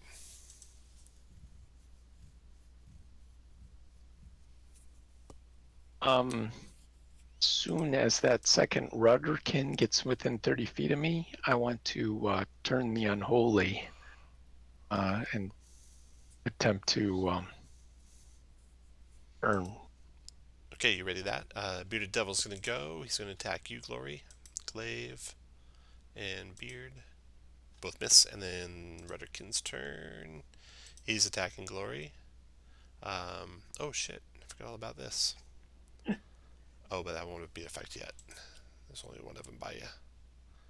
Okay. So he's going to bite you. 13's a miss. Round's over. Next Rudderkin's turn. 1, 2, 3, 4. 1, 2, 3, 4. Comes running up.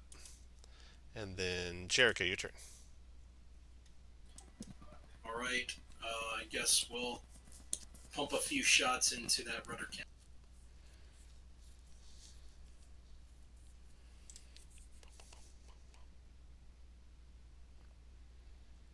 Hit and crit. So it should be 23, 35, 36. Killed him. End of turn. Next Rudderkin's going. 1, 2, 3, 4. 1, 2, 3, 4. He double moves to there. Bearded Devil's turn. I want to do my turn attack. Go for it. Turn the unholy undead fiends. Creatures see hear you. Turn till take damage. 15 wisdom save negates. 2 of these guys. 1, 2. Both fail. And then these guys. Wisdom save. 2. One furthest makes it. The rest are turned. Bearded Devil's running for his life. This bearded devil's not gone yet. 1, 2, 3, 4, 5, 6. 2, 3, 4, 5, 6. Alright, that devil's gone. Hard, your turn. I believe I can move my Hunter's Mark E even though I'm in the silence. I would think so, yeah. I will move it to whatever fist mouth guy. The guy right north of you? Northwest of you? Northwest, yeah. And I'll try to hit him twice, maybe. 20 for 9, and I'll hit him once for 9. 9, okay. And yep, I'll be done. Dan, your turn. 2 on the guy to my left. A 14 for 9. Do you want to sneak attack that? Yes. For 28. 28 dropped him. Second shot is a 12. 12. That hit for 5. 5. Okay, Leo, your turn. All right. I'll drop silence, and looks like that guy. It looks like he's ready to flee. Right, that devil. That devil is, yep. All right. But that other Rudderkin is still in the fight. charging. All right. Yeah, I'll take a shot. Or let me do a vicious mockery. Got him. 5 psychic. And disadvantage. Okay, Glory, your turn.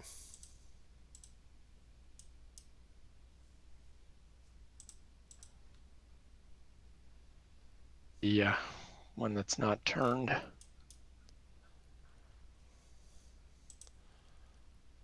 Oh, wow. 29 damage Twice in 2 for shots. 29 damage. Dropped him, and then you chase off the last of the devils. Nice, guys. Well done. All right. So that is the end. You return back with the head of the butcher.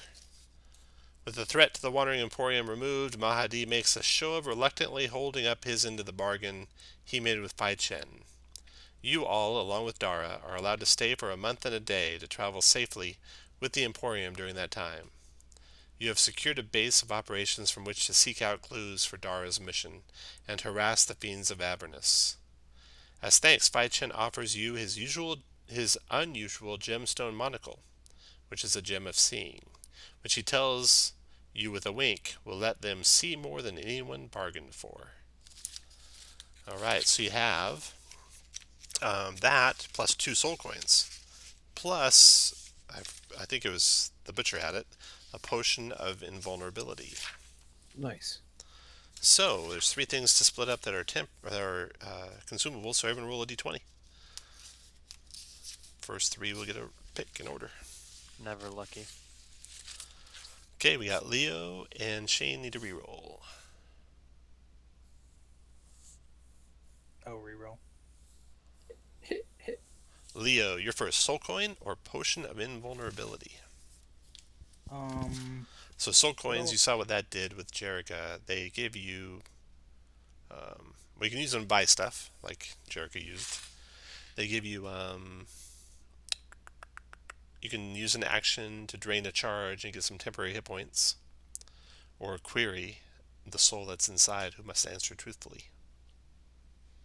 And there's something about you can only carry up to your con modifier unless you're evil, right? Not that Yeah, it matters, evil I don't think. creature can carry any number. Non-evil creature can carry no more than their con mod. Or they have disadvantage on checks and abilities and saves. So it's that or potion of vulnerability. Is that what you said? Correct. All right. Yeah, I'll take the soul coin. Okay, soul coin to Leo. And then hard, there's a soul coin and a potion left. Yeah, can I take the soul coin and then replace Jerica's soul coin that was used on me? Uh-huh, yeah. That's what I'd like to do. Okay, so Jerica, you keep your soul coin, no loss. Go ahead and keep it. Oh, yeah, you can just use it on her sometime. Okay. Yeah. Okay. And then third in the list was Dan. Vulnerability potion, Dan? Sure. Okay. The magic item is a gem of seeing. It's a rare item that requires a 2 minute. It's got 3 charges. As an action, you can speak the gem's command word. And for the next 10 minutes, you have true sight out to 120 feet when you peer through the gem. It regains 1d3 charges at dawn. While looking through this unusual gemstone monocle, the wearer can perceive the relative value of an item to its owner, monetary, sentimental, or otherwise. Oh, that's cool. Yeah. So I'll send that out in the write-up for it. So thanks for playing, guys. Thanks, Tom. Yeah, thanks, Tom. What about